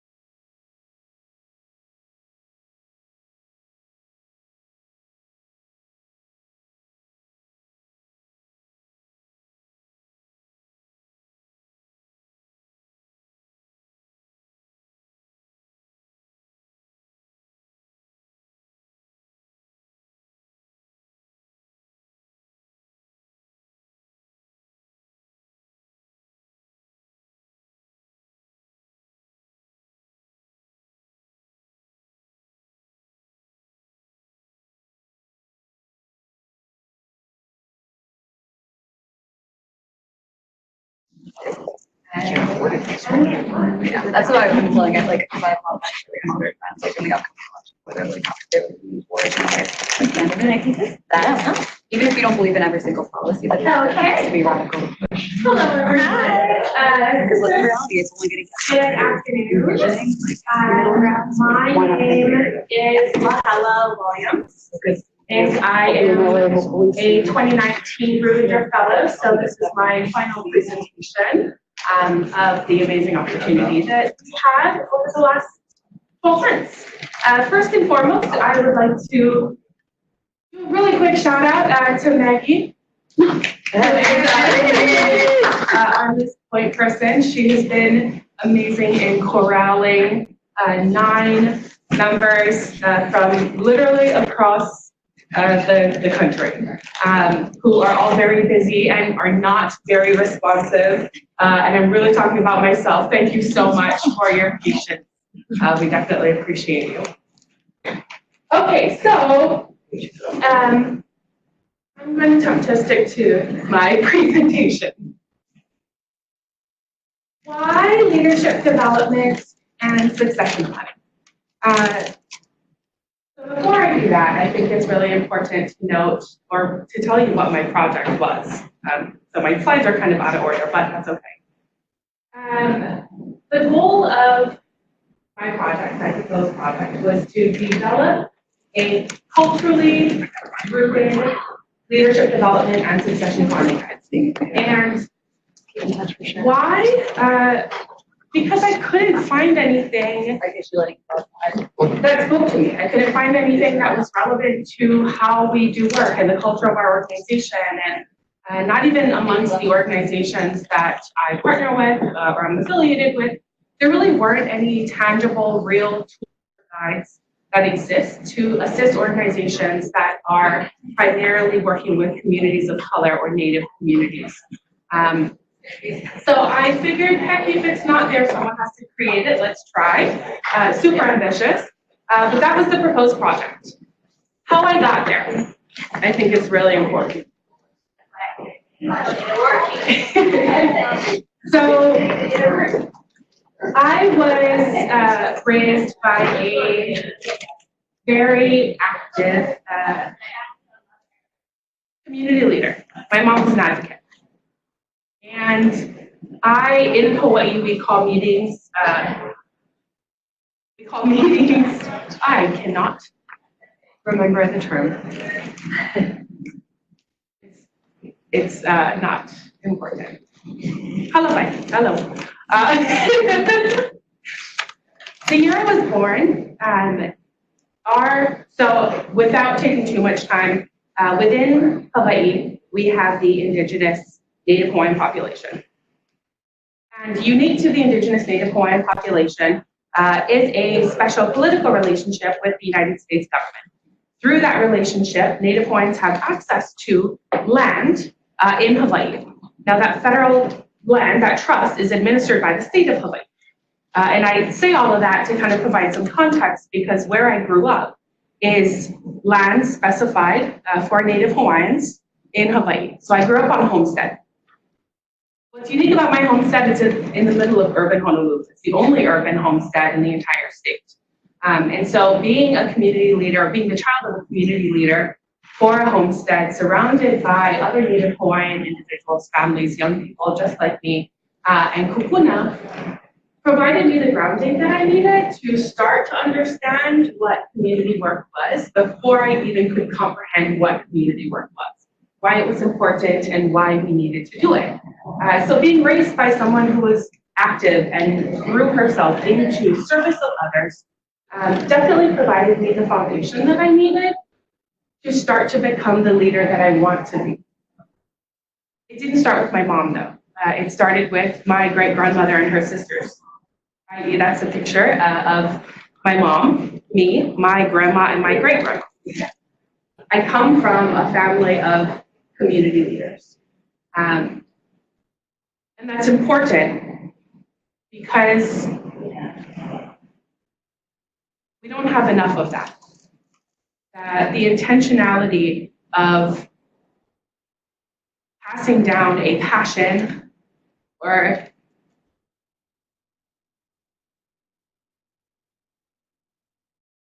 a kuleana, a responsibility.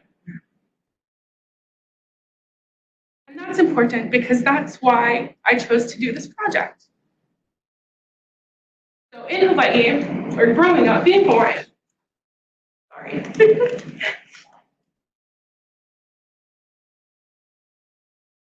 I come from a culture that is an island people.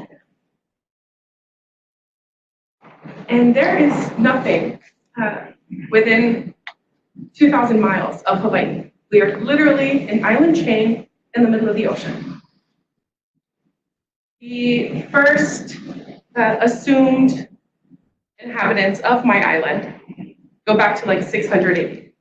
So from 600 AD to first contact in the 1700s, we existed on this island and we thrived. We didn't need anybody else. And one of the main reasons why we had such a subsistent community and economy is because everything was focused locally. The most important piece about that is knowledge was transferred from one generation to another as a means of survival to prepare and to maintain the lifestyle that we had and that we were able to create. That's why I chose to do this project. For a very long time,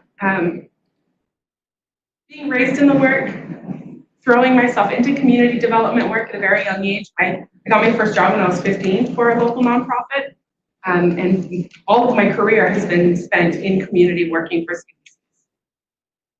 For a long time, I didn't feel ready or equipped enough because I didn't have that pala, that degree, that traditional institutionalized knowledge that a lot of people strive for. And I'm not saying that that's wrong.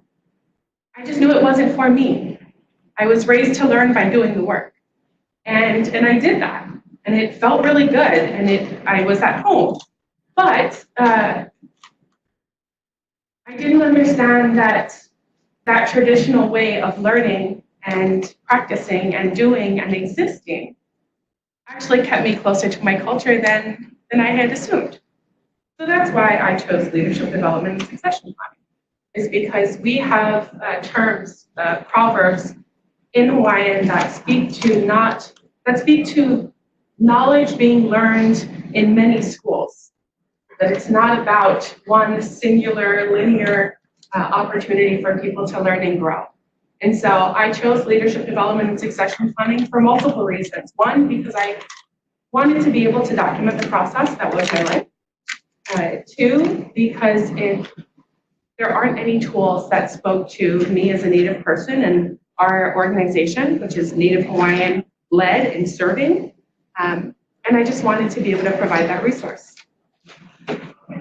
So one of the other main reasons why I chose to do this, when I said it was literally my life, I mentioned already that most of my career has been dedicated to community development work. I came to Hawaiian Community Assets in 2011, and I came in as an intake specialist, just doing outreach, meeting families at the front door, talking them through our programs, our services, helping them fill out the paperwork just to be able to access services. And as the timeline describes, I was able to learn and grow within my organization to be able to take on more responsibility. And in 2015, my executive director and I were, I think we were in Arizona. We were at a Native convening. And our very first conversation was over dinner, and he said, hey, I want to talk to you about succession planning. Do you think one day you'd want to be ED? And I laughed and said, no. I like being in the back.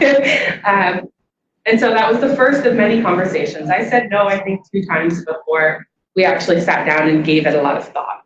But it was this idea that it doesn't have to be immediate. It can be something that we take our time with. And I think that's one thing that I really appreciated was that organizations, you don't hear about succession planning a lot anymore.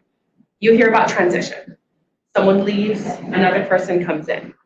And how do you sustain an organization when there isn't that time and intentionality dedicated to really transferring all of the knowledge, all of that historical institutional knowledge that one has of the organization to the next person? So we started our journey officially in 2016, and follow your slides, Lahela. That's the next one. There you go. So in 2016, we talked to our board about starting a 2-year succession. And the conversation was, 2 years is great, let's look at 3. Let's take our time. Let's take a step back. Let's do this right. And so I think just to set some context, the initial conversation happened in 2015. In 2015, I joined the board of a national organization where the executive director for many years had announced her leaving, her departure, in 12 months. So that happened, I panicked, we calmed down, we announced that I agreed to, and we announced a succession plan to our board. They agree and they support us, and then we take strategic steps to start to transfer more responsibility to me as we grew in our succession plan. And another crucial part was in 2018, early 2018, I was already on the board of a local nonprofit, but I took an officer role on that board, and when I became an officer, there was an emergency transition. So for someone who grew up in this work and who is dedicated to community service, who has agreed to prepare to take the reins of an organization, and I'm building my own personal capacity and my technical skills to be able to assume that role, I, early in the process, jump on a board that goes through a 12-month planned transition. And then a year later, I'm on another board that goes through an emergency transition that was not pretty at all. It was very difficult. So again, as someone who's preparing to take on this role within my organization, no matter where I looked, no matter how many times I Googled or how many books I looked for, there just weren't any tools to talk about leadership transition and succession planning that was values-based. And I say that because I'm Hawaiian, and it's what I know, it's what I'm comfortable with. But the tools I was looking for, they weren't about being Hawaiian. I'm not looking for Hawaiian tools. Really, what I identified was I was looking for tools that were values-based. And those values were aligned with the values of my culture and my organization. So we still couldn't find any. And I had the opportunity to apply for the Rubinger Fellowship and thought this might be a great opportunity to set aside the time necessary to start identifying what those tools are, what is it that is missing that I need to adapt something to or create to be able to support other organizations as they go through this process. Am I just not pointing at the right place?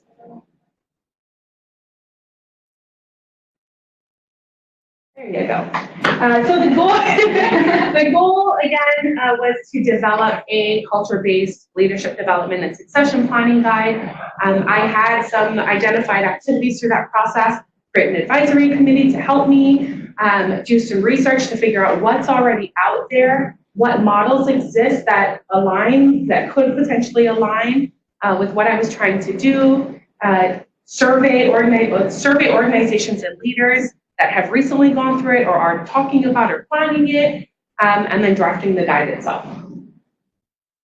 Did I get through all of that? Yes and no, I think in a nutshell. I was able to establish an advisory committee of amazing committed people that were nipping at my heels for 12 months. Thanks, guys.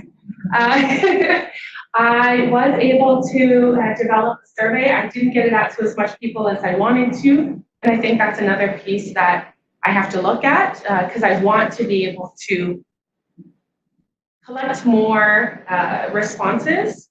I don't want to create something that's only going to be useful for me.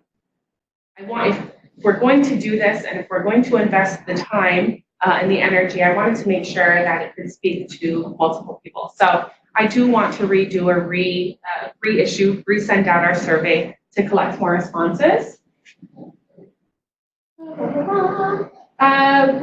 So a broad field study, I did recruit the assistance of a research assistant who actually looked and pulled a lot of data. And that segue, that was one of the reasons I decided to take a step back a little bit, is because I had asked for something really huge. I asked my research assistant to identify what other cultures, minority cultures or people of color, we identify all of these cultures that had pre-colonial like transfer of knowledge practices in place. I didn't realize how big of a task that was, but the data that they started to pull around the ecology of Indigenous knowledge just took the thought process way left. Like, whoa, this is huge. Let's really take the time to dig through it and identify what are all of these pieces that all of these Indigenous peoples and cultures practice that allowed them to be subsistent. It was much bigger than just Lahela in Hawaii on an island. The idea just blew up and it became, no, we can do this for everybody. And that set me back a good 3 months. Because I spun down a hole of, well, let's do this, it's really cool, great opportunity. And had to slowly pull myself back because it was getting off track. So in the process of doing some of that research and identifying some existing models, I was able to start to identify what tools were currently available that needed to be modified so that they'd be useful for me and organizations that serve the API people. And we have not drafted the guide yet. As a matter of fact, we've been starting to talk about, why does it have to be a book? Does it have to be a book? Is a book useful? Is it a training program? Is it a webinar? Is it a website? What is going to be the easiest, most accessible vehicle for people and organizations to use this? Challenges? Time. You can say that you're going to carve out this time and you're going to dedicate one day. What my plan was one day a week, every Friday was Rubinger Day. That was unrealistic from the beginning. I probably was able to, out of 52 weeks, how strict was I able to actually sit there every Friday and only dedicate it to my Rubinger project? Out of 52 weeks, probably about 7 or 8, honestly. Because work doesn't stop. Family doesn't stop. The world doesn't stop because you decide that you're going to take on a new project. Another thing about time that was a challenge was I realized halfway through my project that I didn't have all of the information I needed to be able to produce what I wanted. We were sailing on the ocean, far away from any land base, in a ship that we were still building. And so lessons throughout the year that I was learning in my own transition journey is really the tools that I wanted to incorporate. So just being mindful of that for maybe any incoming fellows is be realistic and dedicate the time that you need to think through the processes before actually committing to and jumping down that rabbit hole. And then competing responsibility, competing kuya.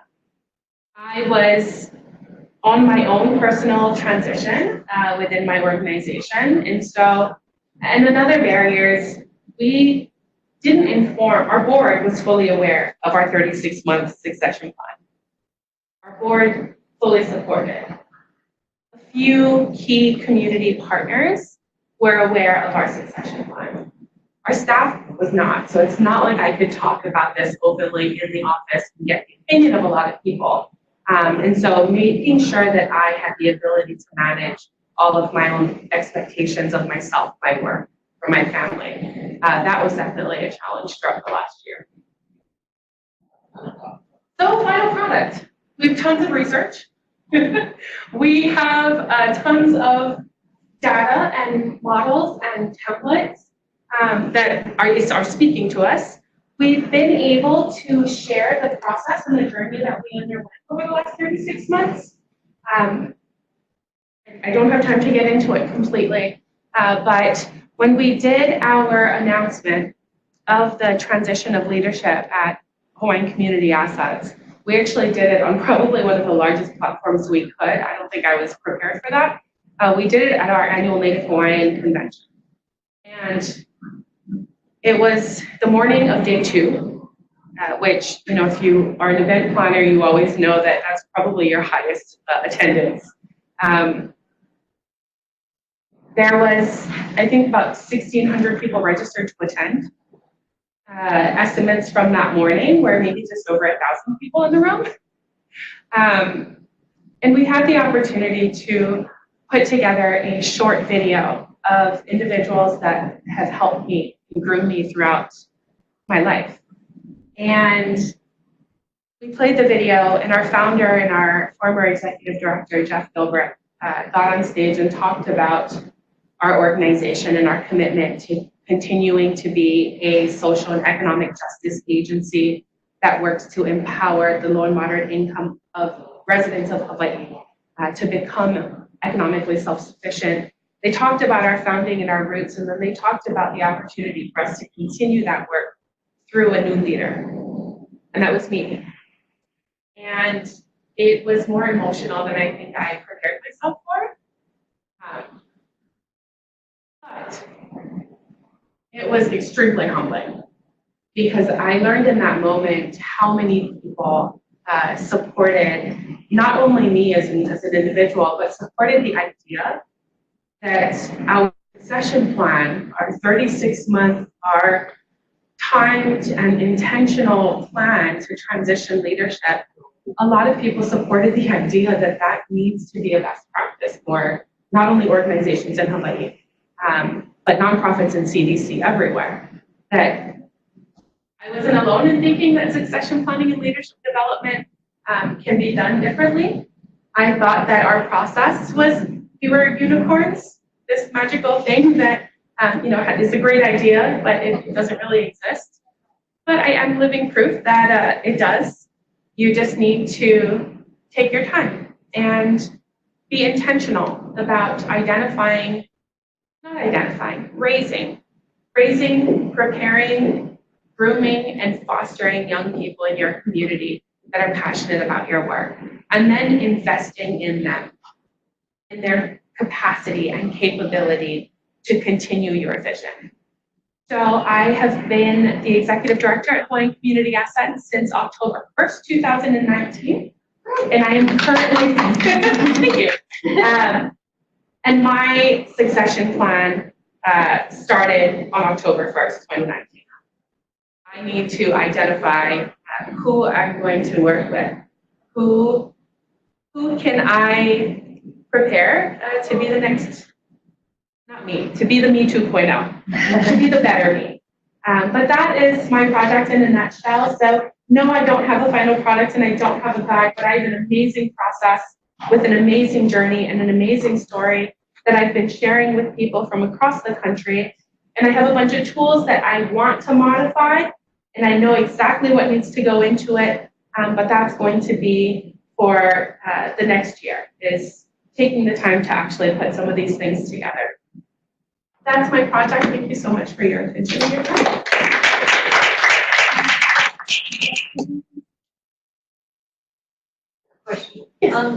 So you talked about getting, very deep into the research and finding, a whole universe of examples that you didn't know existed. Yeah.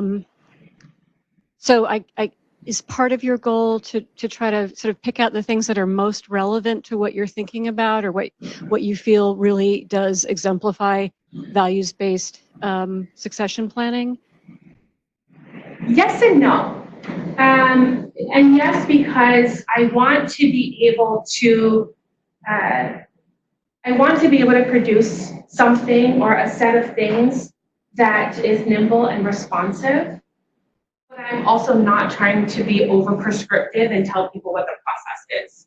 I think the biggest part of my learning throughout this journey, throughout this year, and really having the opportunity to look at succession planning that's just bigger than us, is that there's no right answer. There's no right answer, there's no right process. But I want to be able to craft something or a set of tools that can speak to multiple ethnicities or values-based organizations that serve communities.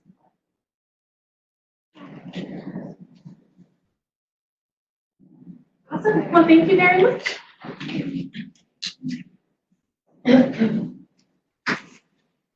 There's my mark. Thank you, Joe. Guys, thank you so much. Can we give a big round of applause to all the Rubinger clients? You guys did an incredible job, and that ends the presentation for everyone who's on the phone. Thank you so much for tuning in.